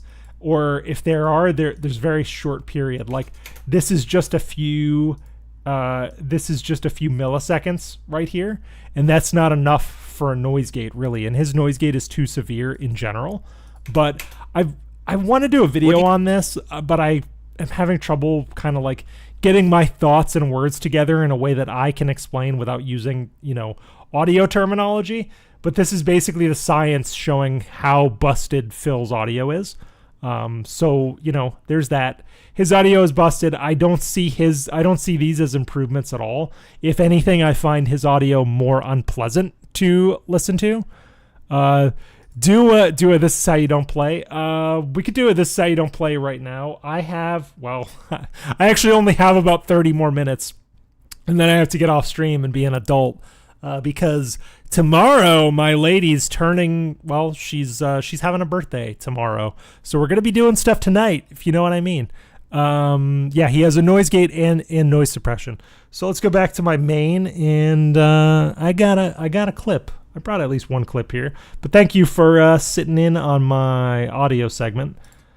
Let's see. I've got DSP Summer Heat Wave. Why did I save this one? I don't remember why I saved this clip. I was preparing for the stream, and I have no idea why I took this. So we'll see. He's gonna need to be boosted, and then I'll take him down. And sarcastic about these stats that they're coming out with PS5 Pro. Oh, PS5 Pro, let's go. I remember now. Okay, it's pretty simple. Right now, current gen consoles can't even play games at OBSception 1080p resolution at a smooth 60 frames per second. Right? Like, case in point, Dragon's Dogma 2 is. That's right. We're doing this. We're going to talk about why everybody should play on PC all the time. Because they can't get it to run at 60. So let me reiterate. You can't get games to run at 60 frames per second on a resolution that's been the industry standard for a decade. So now you're going to push. That's right, Rigel. PC gaming is dead. Here, I'm going to make my ass smaller. Shut the fuck up. Shut the fuck up. You heard him. You pushing graphics further. You haven't mastered what you've already done. You know what I'm saying? This is like saying. Here, I'm putting the music back on. A new Here we car go. That can easily drive 200 miles per hour smoothly. All right? But by the way, the car we just made that drives 150. So the 200 mile an hour analogy sucks. You know why? Because even though people that drive Ferraris can go 200 miles an hour, the speed limit is still 60. You know? It's still 60. So, like, what the hell? Oh, my chat pop-up is fucked up. Hold on. Hold on.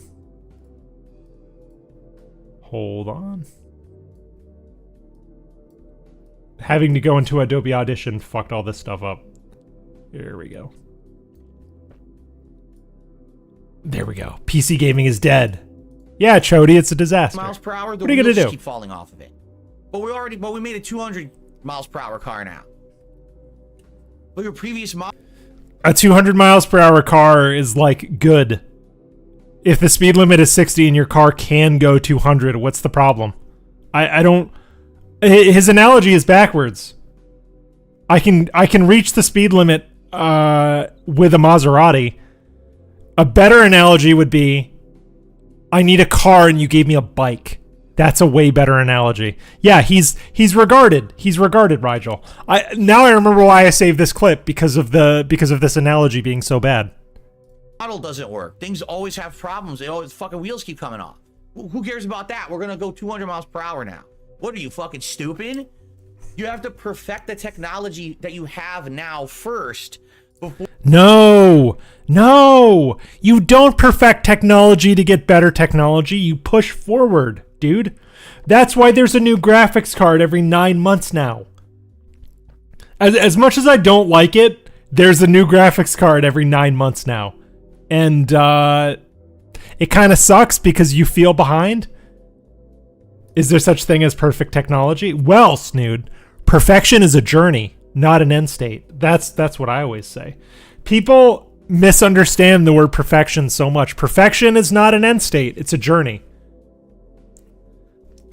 But there is no such thing as perfect technology. Technology is iterative. And technology will always iterate. Technology will always get better. It's Moore's Law. Moore's Law states that computer technology will get better every 18 months. It just will. Because of exponential growth, exponential improvement. Technology is going to be better, so if they have access to better technology, because technology exponentially gives you the ability to build better technology, are they not going to push that technology? I can't believe he's basically advocating for people not to get better tech. Like, what the fuck, dude? Or you then want to push the technology further. You haven't mastered what you have yet. Again, here's the funny part about all of it. But Phil, why do you have 3 active channels now? You haven't mastered 1. I could use the same argument with him. It doesn't matter. You haven't mastered 1 channel. Why do you have reacts and throwbacks, dude? This, right? Just because Sony is intending, perhaps, because it's a rumor, to put He all of did, this into Len. this That's a good PS5 point. Pro. There is absolutely no He got all these awards for continuous improvement, okay? evidence whatsoever out there that game developers will use any of it or know how to use any of it. They can't use what's in the current PS5. I'm not a game dev, but I've been friends with people that worked in the industry. And I guarantee you, if you give devs more power at baseline, they're going to use it. Because more power actually makes games somewhat easier to develop in a lot of cases. If you give devs more headroom, they're going to use it. It's just how it works, dude. To make a smooth game. So why in the holy hell would you really think that they're going to be able to do this with a console with more power? It doesn't make sense. They're not utilizing the power that's existing there now. They don't know how. They haven't optimized it, right? So if anything, stop pushing hardware and start working with game devs to make your games better, right? I think. But isn't giving game devs more powerful hardware a way of working with your game devs to make their games better? Isn't that literally the thing? Isn't that Sony saying we're going to give everybody an incremental upgrade? Isn't that what an incremental upgrade is? Hello? Hello? That's the real problem here, is that the game devs are having a hard time. They haven't figured out how to harness the power of what's even there in the current gen hardware. So why the fuck do we need another upgrade? Yeah, Mickey, hot take, make games better. Yeah, Phil, that's, and I think, Len, you were talking about, or you and I were going back and forth on one of the Discord text channels a while ago. Phil's biggest problem is that he will say something like make games better, but he won't give any calls to action or prescriptions of how to do it.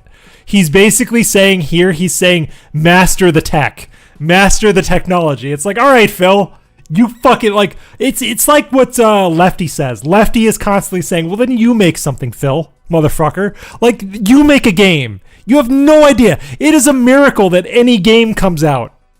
Me at all, right? Like, oh, my car already, I don't know how to get it to drive properly. Yeah, true, Len. He never gives credit for devs that actually make their game. Like, dude, a game that he continually shits on and dunks on to this day is Cyberpunk. And Cyberpunk is one of the most incredible comeback stories of a dev learning and making good on their previous promises. Like, he never gives devs credit for turning shit around. Ever, ever, ever.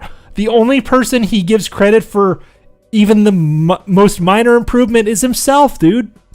But let's make a car that's more powerful. But your current car doesn't drive yet. Yeah, No Man's Sky is amazing. Are you stupid? No Man's Sky is incredible. Yeah, a lot of people online are really fucking stupid. They're all reporting this information. First of all, I love that. And all those fucking stupid people, they tip you, my guy. They report it as fact. Oh, this is coming. It's coming later this year. It's going to be here by holiday. Also, I was talking with a good friend of mine. The Ubisoft games are often a good example of this. As much as Ubisoft games are dumpster fires at launch, I'm going to say it, The Division 2 is good. The Division 2 is a good, fun looter shooter. Ghost Recon Breakpoint and or Ghost Recon Wildlands, good fucking games. They weren't at launch, but goddamn if those games after like a couple of years are not good, you know? Like, games can turn around. Yeah, For Honor is also a lot of fun. Like, bad games or games that have problems at launch can really turn around and like really like tighten up their tech and be better. Be better, dude. Holiday 2024. No one said anything about that yet. Sony has a I love Division 2. I still play it almost daily. I fucking love Division 2. Everyone reporting it as fact is a disingenuous piece of shit. I want to make those numbers go up. Putting any information on the internet, they should be shut off from their social media. Locked out immediately, and you can never post again because you're...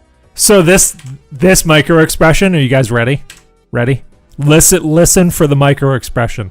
Listen for the laugh. Sony hasn't confirmed it. There's no confirmed information. It's just a leak, and it could be completely fabricated. No, there is a PS5 Pro. There's been rumors and like credible evidence of a PS5 Pro for a long time. Since last year. I remember hearing about a PS5 Pro like last winter.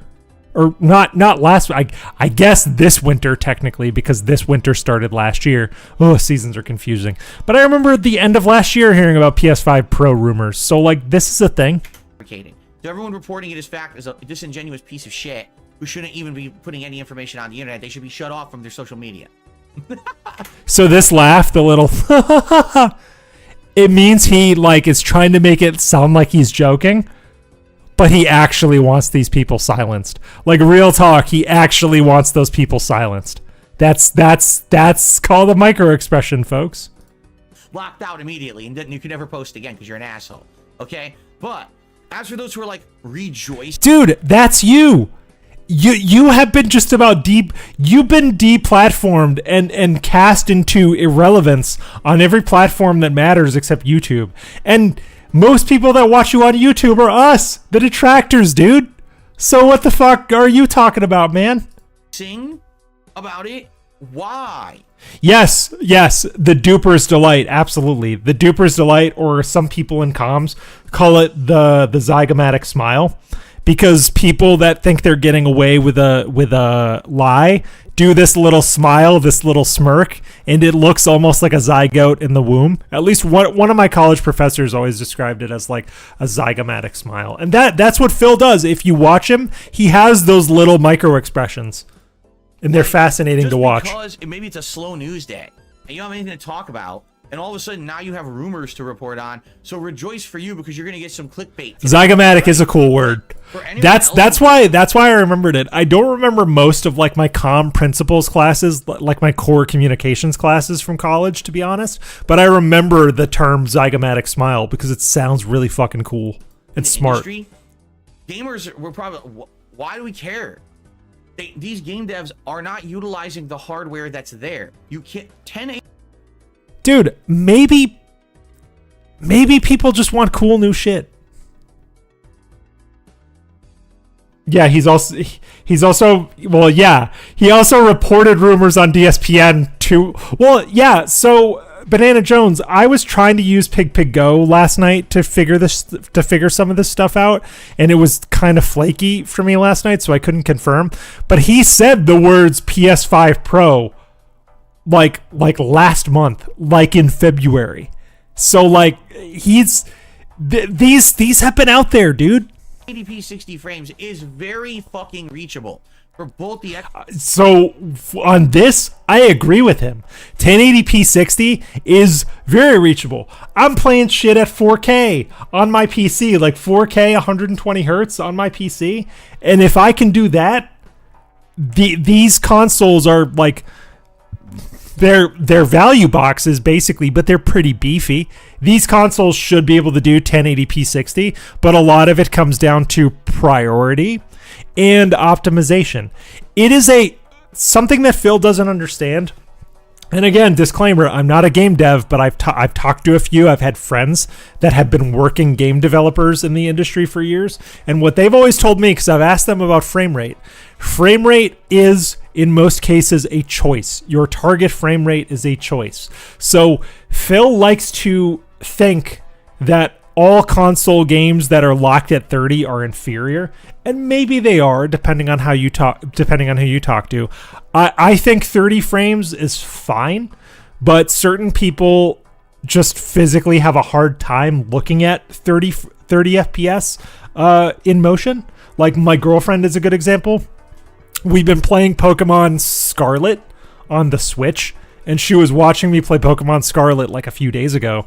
And that game, I don't know if you're familiar with the current state of Pokemon Scarlet on the Switch. That game runs at about 15 frames per second.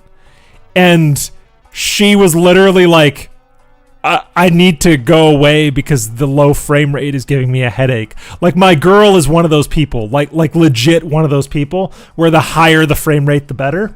So like a lot of times we'll play stuff on PS5. We can get a lot of stuff running at 60 there, or we play stuff on. No, she's not a graphics snob. She just has migraines, and she has photosensitive triggers to those migraines. So low frame rate is like very difficult for her. But photosensitive migraines are very real. She's not a graphics snob. She's actually someone who thinks the graphics for Pokemon are like good and revolutionary. It's like I'll turn Pokemon on and I'll be playing. She's like, "Well, these graphics look cool," and I'm constantly going like, "Oh, you're so cute if you think these look good." Then I'll like fire up Helldivers on my PC in the other room, and she'll be like, "What the fuck is this? This is incredible!" I'm like, yeah, exactly. Xbox Series consoles and the PS5. There is no excuse besides lack of talent. Bro, lack of talent. What the fuck? Lack of talent. Okay. Go on. Devs cannot hit that mark, and they're not doing it. They're not hitting that mark. So now you're telling me there's going to be more hardware. Why do I care? They're not using the current hardware. The capability. No, they are using the current hardware. The current hardware is... Phil, the current hardware is not very advanced. It's not very advanced. The current hardware was upper mid-range at the time. And that was almost 3 years ago. We're talking about hardware that was far from top of the line 3 years ago. So maybe it's time. I mean, I built a giant Uber PC last year that's still going strong, and I'll probably have to do nothing but upgrade or change hard drives out on it for like the next 2 or 3 years. But I plan ahead, and I pay extra to get a lot of power and a lot of headroom. But on consoles, yeah, every 3 years or so sounds about right for an upgrade, I think. Is there, it's squandered. Now you're going to make us pay more money for more hardware that will literally sit there and be squandered and not used. You don't need that, right? You just don't need it. I don't get it. Why are people freaking out? Why would Sony want to make this, first of all? I don't know. So, but he's complaining about frame rate, and then he's saying you don't need more power. Well, Phil, what would give devs more room to optimize to better frame rate? More power, dude. It's a numbers game. What benefit is this to Sony to sell a bunch of other consoles that no one's gonna fucking utilize the stuff in? And you know, I'll buy a PS5 Pro. I'm gonna say it. I'm primarily a PC gamer, but I love PS5. I love my PS5. It's great. I like the PS5 because it's one of the only things that my girlfriend is comfortable playing video games on. She's not a PC person at all, but she really likes the PS5. She played Stray. She plays the Disney's like the Sega emulated collection that's got like Aladdin and the Jungle Book. She plays like emulator games, and like we were playing Kingdom Hearts a while back. So like I like a PS5 because my girlfriend plays it. So we'll probably get a Pro because I want to be able to stream PS5 games. So it'd be cool to have a PS5 in the streaming room, and then another PS5, you know, at the regular TV when we move into the new house. I'll buy a PS5 Pro because I think that's fucking cool. what game developer is screaming at Sony saying, man, your console's too weak. We want to make better games, but your console's just too weak, man. None of that has happened. You know? None. Who the fuck like Phil, like sending Phil a Stream Deck. Right now, exactly, Misery Merchant. Big ups. 8K television, and they want to play in 8K. Again, 8K is future. That's thinking forward. The Xbox One S could play 4K movies like years ago, like 5 years ago, before most people had adopted 4K. I bought an Xbox One S, didn't have a 4K TV yet, had a 4K TV, eventually got a 4K TV, and because I had an Xbox One S, guess what? I had a very easy way to watch 4K content. To watch 4K content on the new TV I bought. Something that I already owned gave me the ability to watch that content. 8K TVs as unnecessary as they seem, 8K TVs will be a thing within the next 5 years. 8K TVs are already out there. You can get them, but 8K is like a real thing, a very real thing. And Phil's got to be ready. Hey, what the fuck are you talking about? This is not common stuff. This is stupid. And, you know, I understand. Yeah, Misery Merchant, exactly. 8K TVs are in the Costco. They're in the Best Buy. I was in Best Buy not 2 weeks ago, and they tried to sell me an 8K TV, and I was like, nah. When we move into our new house later this year, we need another TV. Guess what? That TV is probably going to be an 8K TV. It's just the way of the world, man. Technology advances. Get with it, dude. Get with it or die. This is also an extension of his, like, personality. This is how he runs his streams. Why would I buy a new PC? I don't need a new PC, but it would be nice if someone gave one to me. If somebody gave me, well, he wanted a Steam Deck, but he got a Chinese scam PC. But yeah, this is also how he runs his stream. But Phil, new technology is fucking cool, and technology advances. Get with it, dude. Every console gen, it kind of does this. First, you had the Xbox 360, then you had the Slim, then you had the better version. You had the original PS3, then you had the Slim, then you had the next one. PS4, PS4 Slim, PS4 Pro. Okay, so maybe Xbox One, Xbox One S, Xbox One X. Yeah, good point, Banana Jones. Heard. So maybe what it is now. 8K TVs have been around. Just got so into. Big ups, hum along. Thank you for the membership pattern. Thank you for the 4 months, dude. I hope you're doing well. Game release or console release, certain amount of time passes. Streamlined version of the console, certain amount of time passes. Pro version of the console, Game Master. I hope so. Right. I hope there'll be 8K Blu-rays. I like buying movies on Blu-ray. I like that. And also, if you're a sound nerd, there's no greater way to consume. There's no greater way to consume cinematic sound than a Blu-ray, because Netflix, Amazon Prime, HBO Max, all those motherfuckers compress their sound to shit, and it sounds really bad. But if you're running it on Blu-ray, and Blu-ray gives you a lot of options for how to pass the sound through, where to send it, it's great. Options that you just don't have with streaming. I fucking hope there are 8K Blu-rays, because I would like to buy my John Wick movies and my Lord of the Rings movies on the 8K Blu-rays, please. Thank you. They just want to stick to that. Even if the industry and the market doesn't demand it nor want it, they're just going to... No, people want 8K TVs. I can tell you, the porn industry wants 8K, all right? People like their 8K tits and their 8K fucking cooch, all right? The Derricks of the world want their 8K, all right?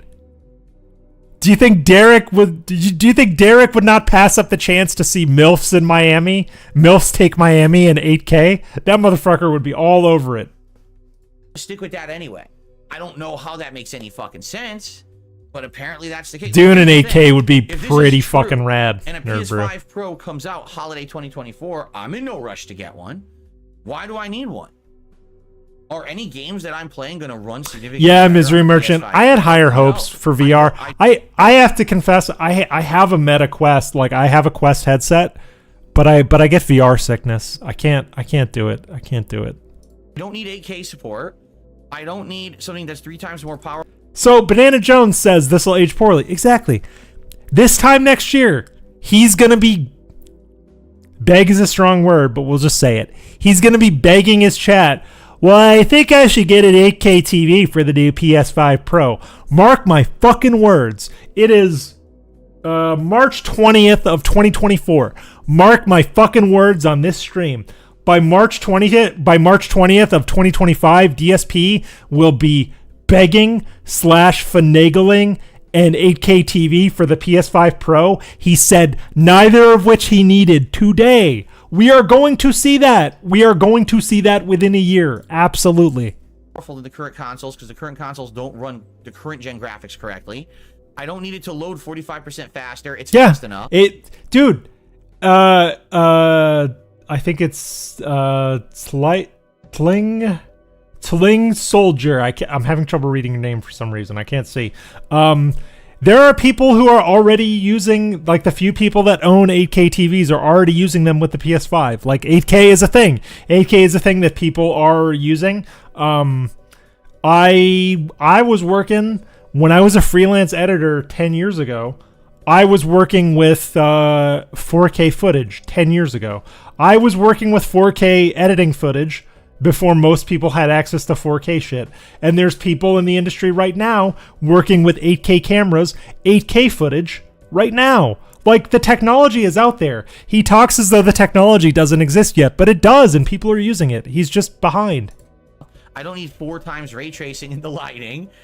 Literally everything you're saying, there's nothing. Now what you're saying, stable FPS performance at 4K.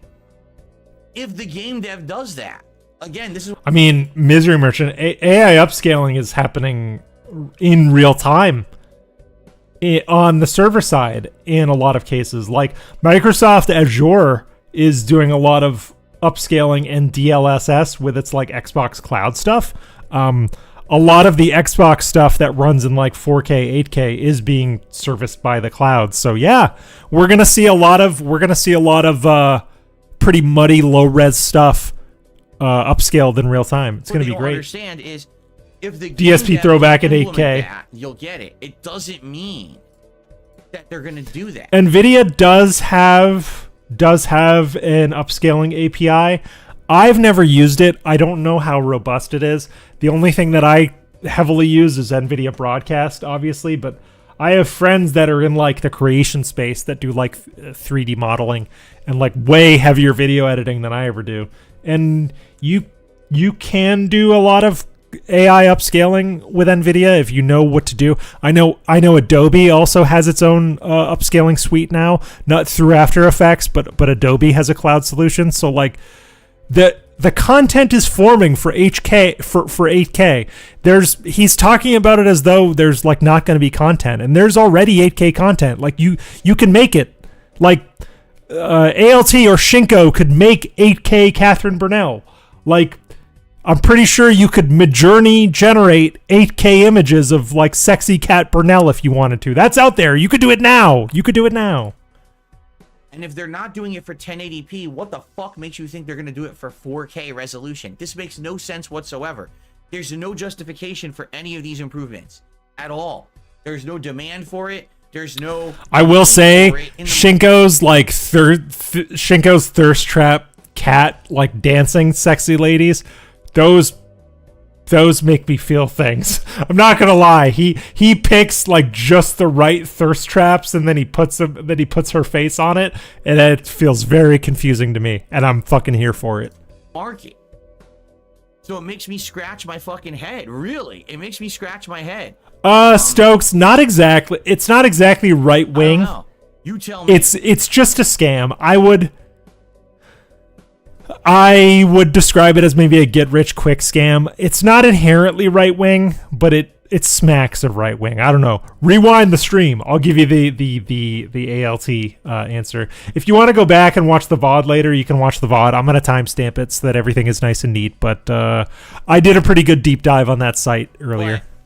But, hey, you know what'll happen. You got these early adopters who are going to want to run out and buy it. Go for it, I guess. Thanks for reminding me of the thirst trap, Phil. I hate it. For those of you who do not have a PS5 yet. Because undoubtedly what will happen is if this is true, and this comes out around holiday season, this will become the must-have Big up, Stokes. Yeah, I'll timestamp it for you. The base PS5 will drop in price. If there's one thing Lefty and I do consistently, it's timestamps. It'll probably go down to like 300. Lefty, there he is. And by the way, how are it'll you? be readily available everywhere now, because no one's going to want it. Everyone's going to want the Pro. So that's good news to you, I guess. But I don't know, for normal people, like, I can't imagine what the fuck you want this for unless you're just one of those people that you absolutely have to have the newest... Because it's new. And you can actually do more stuff with it. ...thing right away. You're one of those techie, elitist demanders. I must have the new mobile device. I must have the new console. I must have the new graphics card. I just must have it as soon as it comes out, despite the fact there's no use for it. Good for you. You were a guy that fucked up his PS5 order because he ordered it too quickly and the payment options weren't right. So you were the guy. When this thing launches, DSP is going to pre-order one. I guarantee you. Yes. But Guys, for me, suck I in your just don't gut, see the point. lefties Now, I'm here. sure we're gonna get more information about this as we get further towards the release of this console. But for me, I just don't see the reality of it. And again, this is someone who mid-range PS4. Oh, Lefty, you're gonna love this VOD. I had some genuine spurg when we were looking at Craig's new scam. I had some genuine spurg. You're gonna love it. If you need some work fuel tomorrow, I gotcha. I gotcha. Said, I don't get it. And then when PS4 Pro came out, you actually saw that a lot of games did actually run better on it. And I was like, okay, well, I And guess Dayglow, like, I think Dayglow, you were raising a good point. Same guy who's a graphics whore. The thing that I really don't like about these rants is he's so judgmental. He's so judgmental over the stupidest fucking things. If people want to buy a PS5 Pro, let them buy a PS5 Pro. If people want to stick with a PS5, let them stick with a PS5. I'm snobby in the Discord occasionally, just like performatively, because I am very much like a spec snob. I like my PC to be able to like run a lot of high-end shit, but that's just me. But at the same time, like, there's people who are perfectly fine just like operating on a Switch or a PS4 or whatever, and that's fine. But like, don't judge people for wanting something new.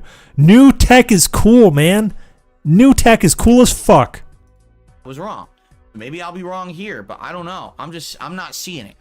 I'm not seeing dropping, because the other thing people are saying is for the specs that this PS5 Pro supposedly will have, it's got to cost at least $600, if not more, which is pricing yourself out of like console range. Consoles traditionally now are around $4 or $5. No.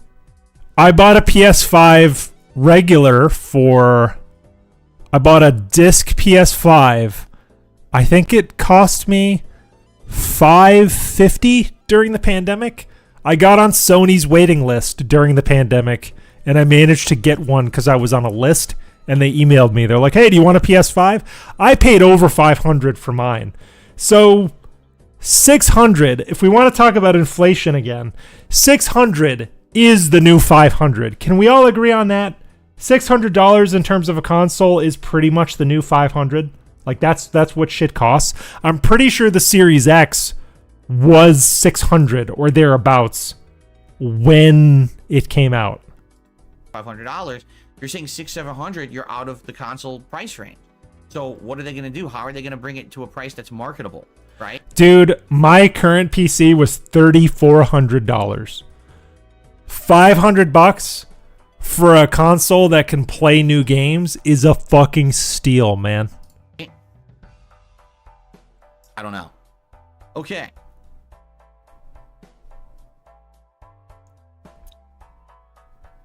The other news story I have. All right, that's it. That's all I wanted to go through tonight.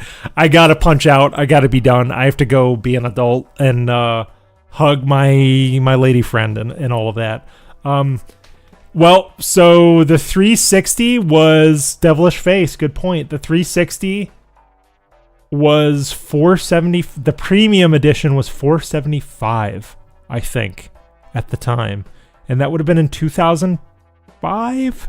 Christmas 2005 ish. I remember because my brother went out and found one and he bought it. My brother was just out somewhere and he found a 360, and I remember him telling me that it was $475, and the PS3 was $600. The PS3 was $600 or $650.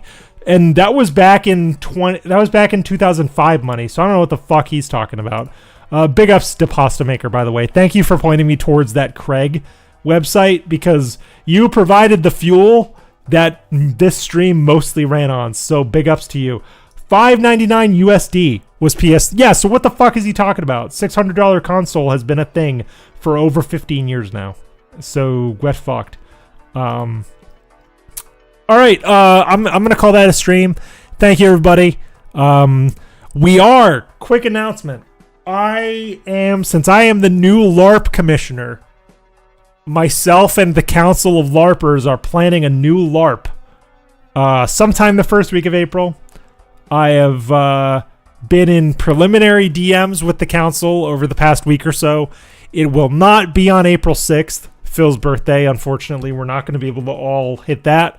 But we are trying to find a day So I'm not going to tell you what the day is yet, but get your socks ready, do your laundry, and get ready to LARP. So be ready. Last time was a good time. We're going to gamify it a little bit more. I want to gamify it a lot more, actually, and I want to give something away. I am going to pass that membership money back to you to give the best LARPer something nice. Looking at you, Shiny Teeth, because Shiny Teeth was an excellent fucking LARPer last time. Do you call me LARP Daddy? No, that's disgusting. No, you just the commissioner. The commissioner is fine. I don't want to be anybody's daddy, not having kids. But thanks for the stream, everybody. Thank you for everybody that contributed. Let me read off the donos here. Thank you, Joel, for the 4 months. Thank you, CL, for the $5 Canadian. Thank you, Guy with Two Names, for the $1.99. Thank you, Nerd Brew, for the membership. Thank you, Jay Wasso, for the $1.99. Thank you, Rydrake, for the $1.99. And thank you, Humalong, for the 4 months, dude. We really appreciate it. We will see everybody next time. I will have LARP details within the next week or so, and then we'll go from there. But have a good night. Be safe. Thanks for listening, everybody. Big ups. I got the paper right here. All my expenses written on it right here. No more defenses, because I wish I could have folded it. The people won't believe you. Talk about disingenuous.